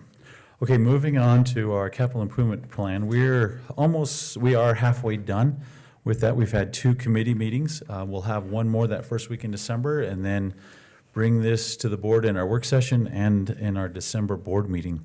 So these are the documents. Again, these are so draft. That's why I put draft everywhere. They're very familiar, the same documents we've used for years. Again, we're thankful for our taxpayers. This is the very first one. I'm looking at some of our revenue expenditures, almost a summary sheet. Again, we appreciate the property taxes that allow us to do these upgrades and these maintenance and so forth. Again, we're looking at we're looking towards next summer, July 1st of 26. So we try to estimate out there of what investments. Again, this is House Bill 521. If we need to do a transfer. Again, last year we did not do the transfer because of our earnings were so significant. So that was a good thing that we were able to save the money there. And so forth. And then, of course, we have our beginning balance as well. And then through the expenditures, replacement schedules, annual recurring maintenance, you can see these. We went through at that meetings the interior and exterior requests of the schools and so forth.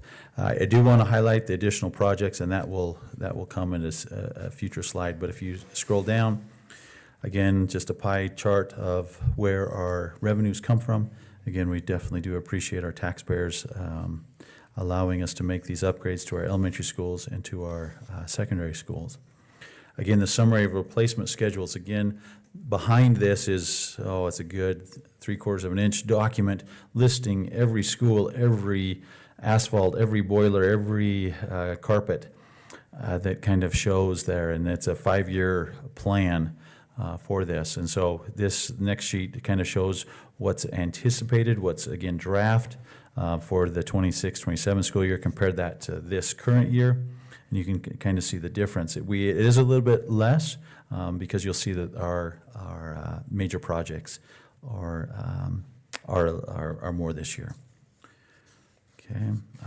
Again, more of a detailed by school and the different replacement schedule, kind of showing, again, right now, draft, subject to change, and your final approval of what school would get new boilers, for example, or the lighting upgrade, or new digital cameras and so forth, new playgrounds, new fall zones there.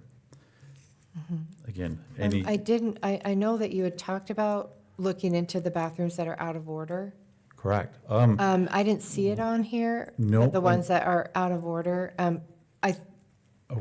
Can we add that? We don't have a price on that, though. If we could go, I could give you an update, but we even talked, it's a very real possibility that we'll have those up and running after Thanksgiving.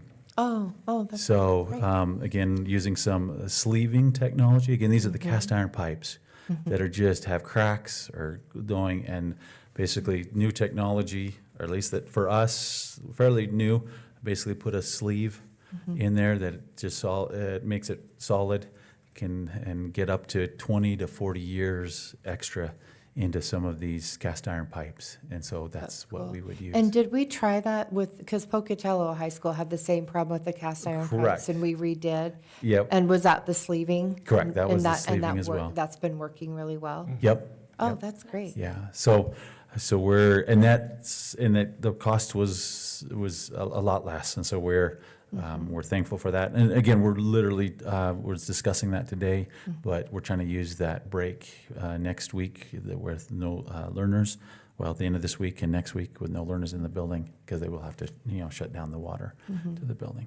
Because I know we had talked about like places like Idaho and like just different places that have those cast iron. That is correct. We And could so if use this that is, same thing. we anticipate this will be successful, and then we will, put that into our placement schedules. Oh. Because we do have a lot of cast iron Yeah. pipe. I have a quick Thank you question. for that clarification. Okay, I know the last year when we were talking about Franklin's track, that we talked about Irving's track not being as well as it should be, and that probably needs, I don't see that we're gonna replace their field, or their track. Are we gonna look at doing that, or? So we did talk about, well, did we? I know we had internal discussions about that, but it didn't come on this next SIP schedule there. Okay, well, I know it was brought up that when, one of the big reasons that we went to a 6-lane track for Franklin was the fact that it made better athletes. And I think that's not fair to Irving, that they don't have a very good track. They don't have a 2-lane track, and it's Sure. not exactly the track that it should be anyway. Okay, we could definitely take that feedback and, back to the committee. Okay, it's just my thought. I thought, I would agree with Jim on that. Okay, Okay. I would agree too, just because I didn't want that plan ever in the Okay. first place to shrink them. But, I mean, I've been very open about that, that Sure. I haven't ever wanted them to be shrunk, but that was the decision, the majority of the board yeah, did decide to do that and go ahead and go with Yeah. that plan. So yeah. I just, that, So if I just ask for some clarification, and obviously we'll go through the proper channels. Jim, are you saying replace the existing, let's call it 2-lane track, and increasing it back to 6, or just getting it so, because again, one more foot could have gotten us 3 lanes there? Are you, like the Alameda House 3, That's what correct? Alameda Because that has was the three, second one. Did a little so I guess that's the question, bigger scope is, well, I know one of you- the things that was brought up about, that we don't need more soccer fields, but I know that we have at least 6 soccer teams in our school district. correct. And we only Not have at 5 the middle soccer school level. fields. Correct, and we definitely would need to check that as well. I mean, if because I it's knew, being used as a soccer These are field, middle then school fields. and it is, is it? it is, Then I don't know that, I think going to the 3-lane, I know that Alameda did very well with their 3-lane tracks last year. yeah. They outperformed all the other middle schools and did very well with what they were Yeah, doing. And they so- did, and because theirs is quite a bit better than Irving's. Mhm. Because the original plan was walking paths for the community, It was. not rubberized. It was. But until, And that was before I we- came as well, and, yeah, I think, But I don't know, I feel bad for the Franklin athletes there, because I don't know that track is. Irving. oh, the Irving, you mean? I mean Irving, I'm Yeah, sorry, yeah. yeah. Thank you. yeah, for that correction. And they are narrower lanes than. No, standard. Irving's field lanes are Actually, why? legal lanes. Okay. Yeah, That's they're why they little- but only there's have only 2. 2. There's only But they don't have enough room to do the 3, like, it's not as wide as Alameda's track is. And so- But the other considerations that, you mentioned some, but the other considerations that the community brought forward and that was brought forward in our meeting, just to be clear, about the Franklin track, is that the high school tracks are locked. And the Franklin track was the last remaining track in the city that wasn't locked, that was available for everybody across the entire city, including high school athletes to go and train on the weekends. And everybody, people in our district, Well, and the you know, fact that we could have a place to host some track meets. Well, it kept coming up that they weren't having a track. They was gonna have, Alameda has a track, Franklin has a track, and they're not locked. There are people, I see people over at Alameda, I live by there, and I see people on that track constantly. And which is open to the public and let them do what they want to. So I still have a hard time with the fact that everybody kept saying, we're not gonna have a track at Franklin. We were gonna have a track at Franklin. Correct. It was just gonna be a 3-lane track. It wasn't gonna be the 6-lane track. You just can't do the same things that you can do in a track meet. And Well, so it that was seems- the only last opportunity, is all I'm saying. Well, and I to have know, one. and it was brought up and it was mentioned, and I don't know if it's the plan that we have, if we go to 6 lanes, then we can host all of the middle school track meets at Franklin. Or most Is that- of them, at least Is some that of an them. option, except for the city-wide one? We can't do district. But we can't do all of them, but we could do part of Correct. I them. don't know. And it alleviates the high school. Thank you, Tanya. So the middle school ADs actually met last week, and we are going to attempt it this year. Are you, to hold all of Yes, them at because Franklin does not hold track practice on Mondays. Right. So we're going to have the meets on Monday, Tuesdays, and Oh, I then see. Franklin will host all of the meets that they're competing in on Wednesday, Thursdays, and then they'll have their track for practice on Fridays. Then Tuesdays, when they're having a school come for a meet, they're going to utilize the areas around the school. So they So- have committed to doing that and Okay. trying for a season because they did come saying that they would be able to, and so they really do want to try. So now, just to clarify, they have track practice Tuesday through Friday at Franklin, and all the middle schools do. And I know that for a fact. They said that, and I called them, and I know that. None of them do Monday, is what you're saying? None of them do Mondays, and the So only reason they do not do Alameda Mondays has is always- because it's early release, and a lot of times the coaches are the teachers, and they have to stay in their classrooms, and then the children are unsupervised for that hour and a half. So or whatever. Alameda's always done Mondays, none of the others, and it depended on the year. Some years at Irving, they did Mondays. It depended on if we had a lot of out-of-building coaches or in-building coaches. Yeah. Does that make sense? And currently, so- it doesn't work at Franklin, is what they told me, that they can't do it on Monday because of So that. Franklin historically has never had Monday practices. So the other schools have agreed to having the meets on Mondays, even if they didn't have practice and so forth. The meet times would be the same. It'd be at 4:00 or 4:30, depending on the buses and so forth. So they wouldn't tap into the PLC time. They would just have to have monitoring of the students while they're waiting for the coaches to get done with their PLC. So they have come up with some plans to do some study halls or conditioning and things like that to get ready for the meets. But they're going to have meets on Monday and Tuesday with schools that are not Franklin. And then if they're competing against Franklin, it'll be Wednesday, Thursday, and then Friday will be track practice. Okay, so Franklin will still be able to do their normal practice like the other middle schools, Yeah, Tuesday and through Wednesday, Friday? Thursday is always meets. Wednesday, Thursday for them, but when they don't have a meet, they'll have their practice, correct? Okay, that sounds, so one other question about that is, when you say study halls and things, they will stay in their correct respective schools. Correct, because we don't have Until it's busing. time for the track meet. Correct. And then And come to They Franklin only, or whatever. and they emphasize, we only have 3 meets besides All City, and All Mhm. City will always be at Lookout.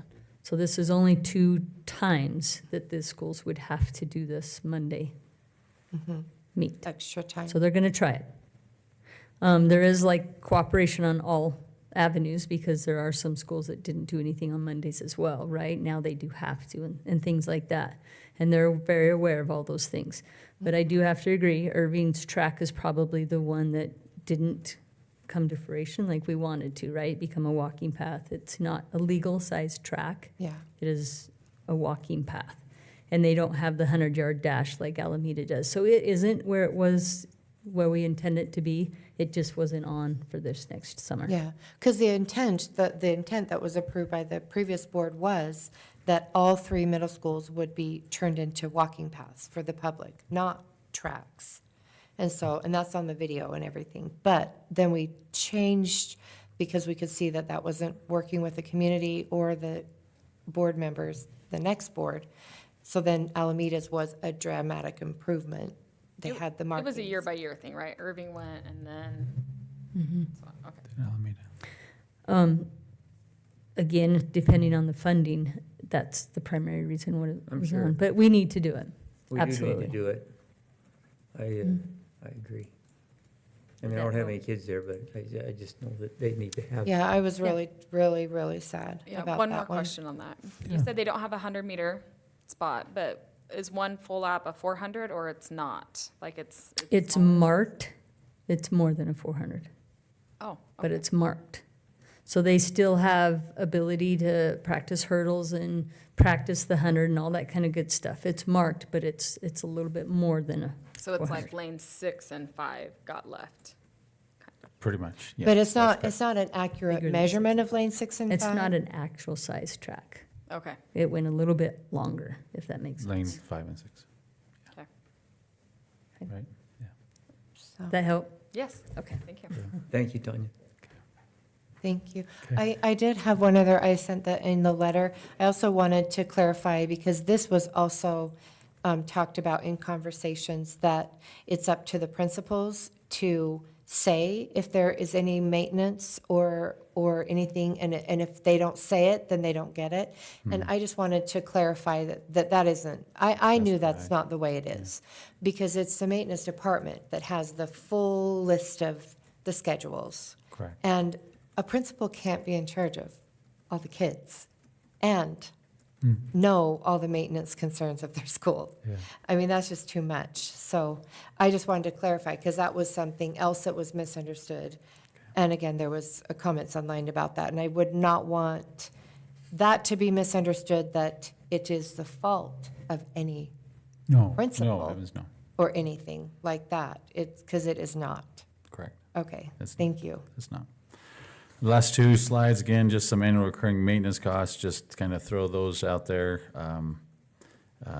Little description work. The last document that I want to spend just briefly on is, again, some of these additional major projects.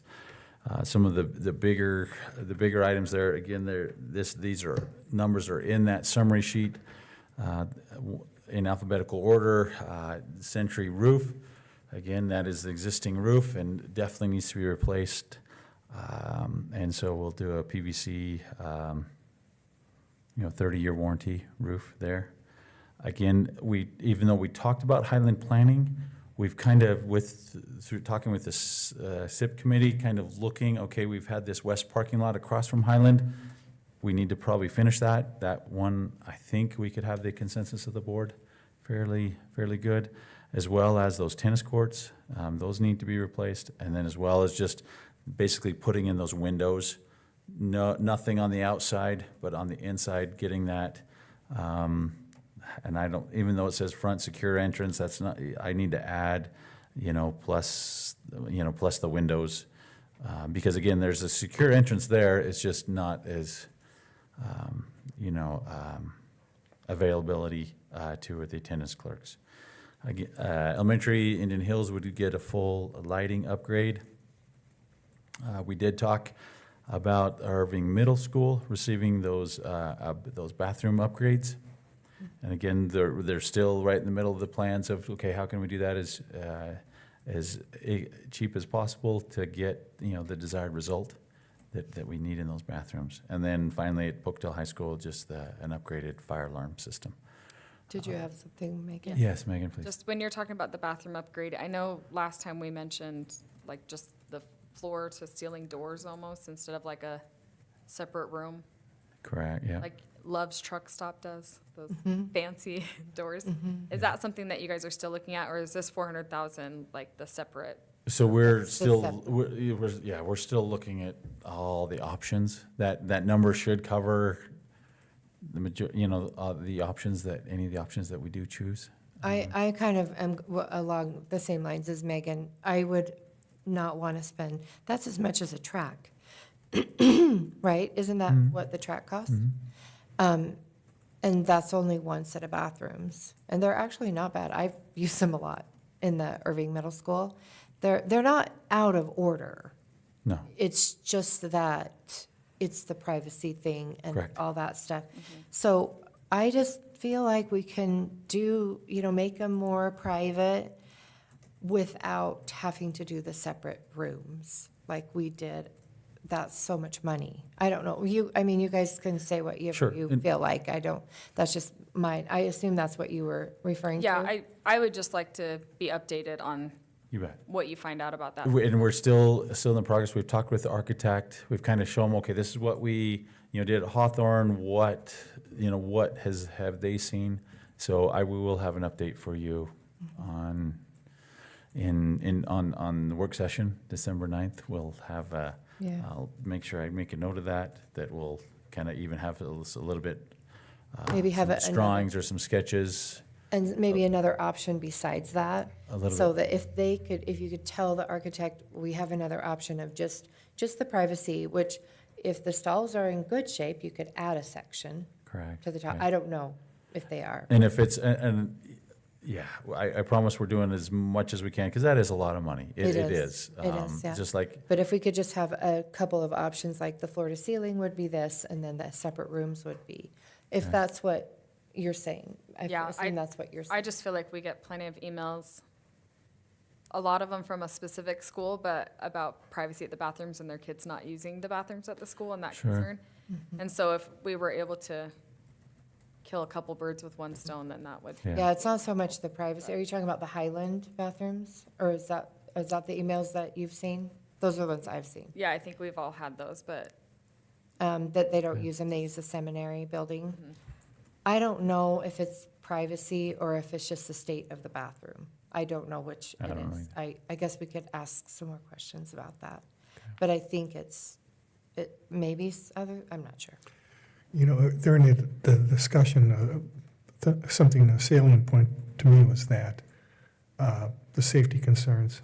There, you know, that it was emphasized that the current plan we're looking at was very, very effective in the safety concerns, bullying, and people felt safer, et cetera. yeah, And so I understand that's a major criterion that you're looking at. Yeah. And it's not necessarily ventilation so much, or even sure. privacy concerns.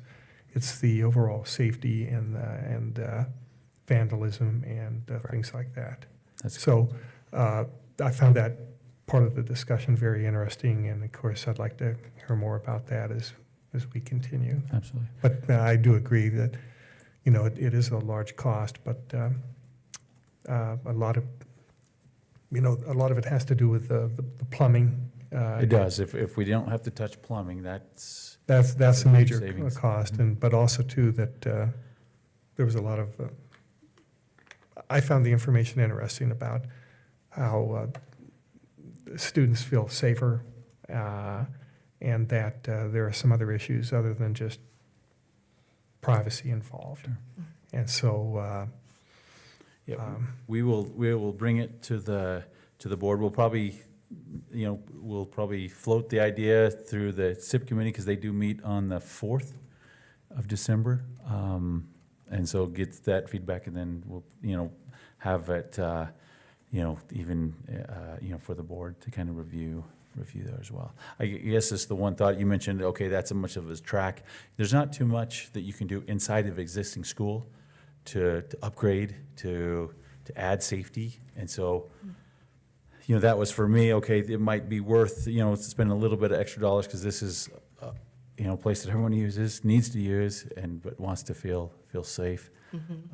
For sure. And Yeah, so I that's- 100% agree. So, but we will, Consider all the schools that we'll look need at it. options. But then we have to be mindful of how much can we afford Yeah. to be able to make this available to all the schools. Yep. Because Century but I think Pokey has some good bathrooms now. But I know Century's we talked a lot about them in the SIP, and Highlands, and then the other middle schools. So what we could do to make sure that we can afford Yeah. this Yeah, something if safe for everyone. I think, I guess too, though, I mean, there's a prioritization of what you want to do, and we're looking at certain age levels and certain buildings that are having Correct. problems.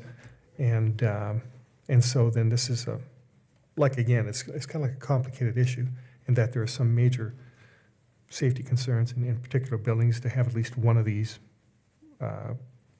safe Sure. restrooms and et cetera. And so, yeah, I mean, I agree. I mean, the cost is large and everything else, but it's kind of like an ongoing thing to kind of like a triage effect. Correct. Deal with the most difficult problems first, and then, see how things work, and then we can make adjustments from there. Jim, did you want to add anything to that? I didn't know. No, I'm good. Oh, okay. Okay. Thanks. Just didn't know. That's all I've had prepared. Thank you.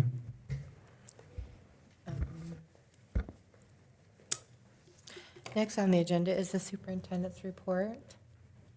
Thank you, Madam Chair. So for tonight, I have 2 items for you. First up is the board calendar, and immediately we have a couple changes.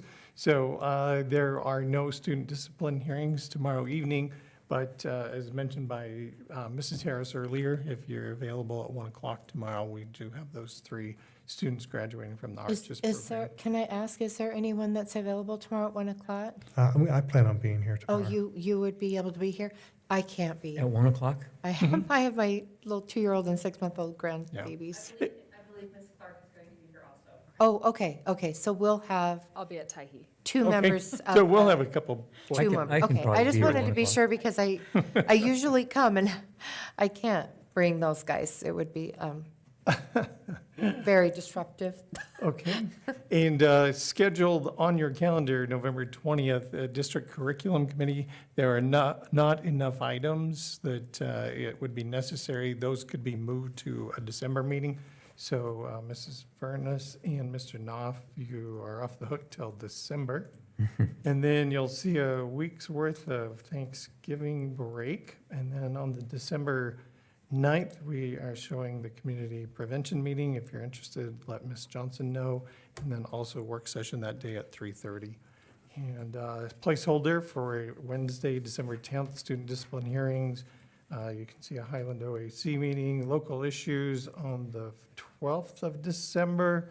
And then that takes us out to regular board meeting on the 16th. Also for you tonight, we have a draft agenda for our December 15th meeting with legislators. And you can see we've listed some of the areas that we would like to talk about. And if the board has any suggestions, please, I encourage you to let myself or Ms. Johnson know. And so the first one here, a lot of financial impacts, and we know that the state has said that they are $450 million short in the budget this year, so they are already implementing cutbacks. Our understanding is that those will also likely affect K-12 education next year to some degree. And so with that, we are encouraging that the K-12 funding be made up the difference or by way of the PCSD fund. And that's Equalization Stability Fund for public schools. And then going right along with that, talking a little bit about our district facilities fund and our modernization funds. The K-12 funding formula has been kind of a hot topic for about 3 years, and yet they don't ever seem to make any progress with that. And given the deficit, I don't anticipate that they will change that much at all. However, we do want to talk about the CEC, which is the compensation, and the state has typically said, you know, here's your 2% or here's your 3%.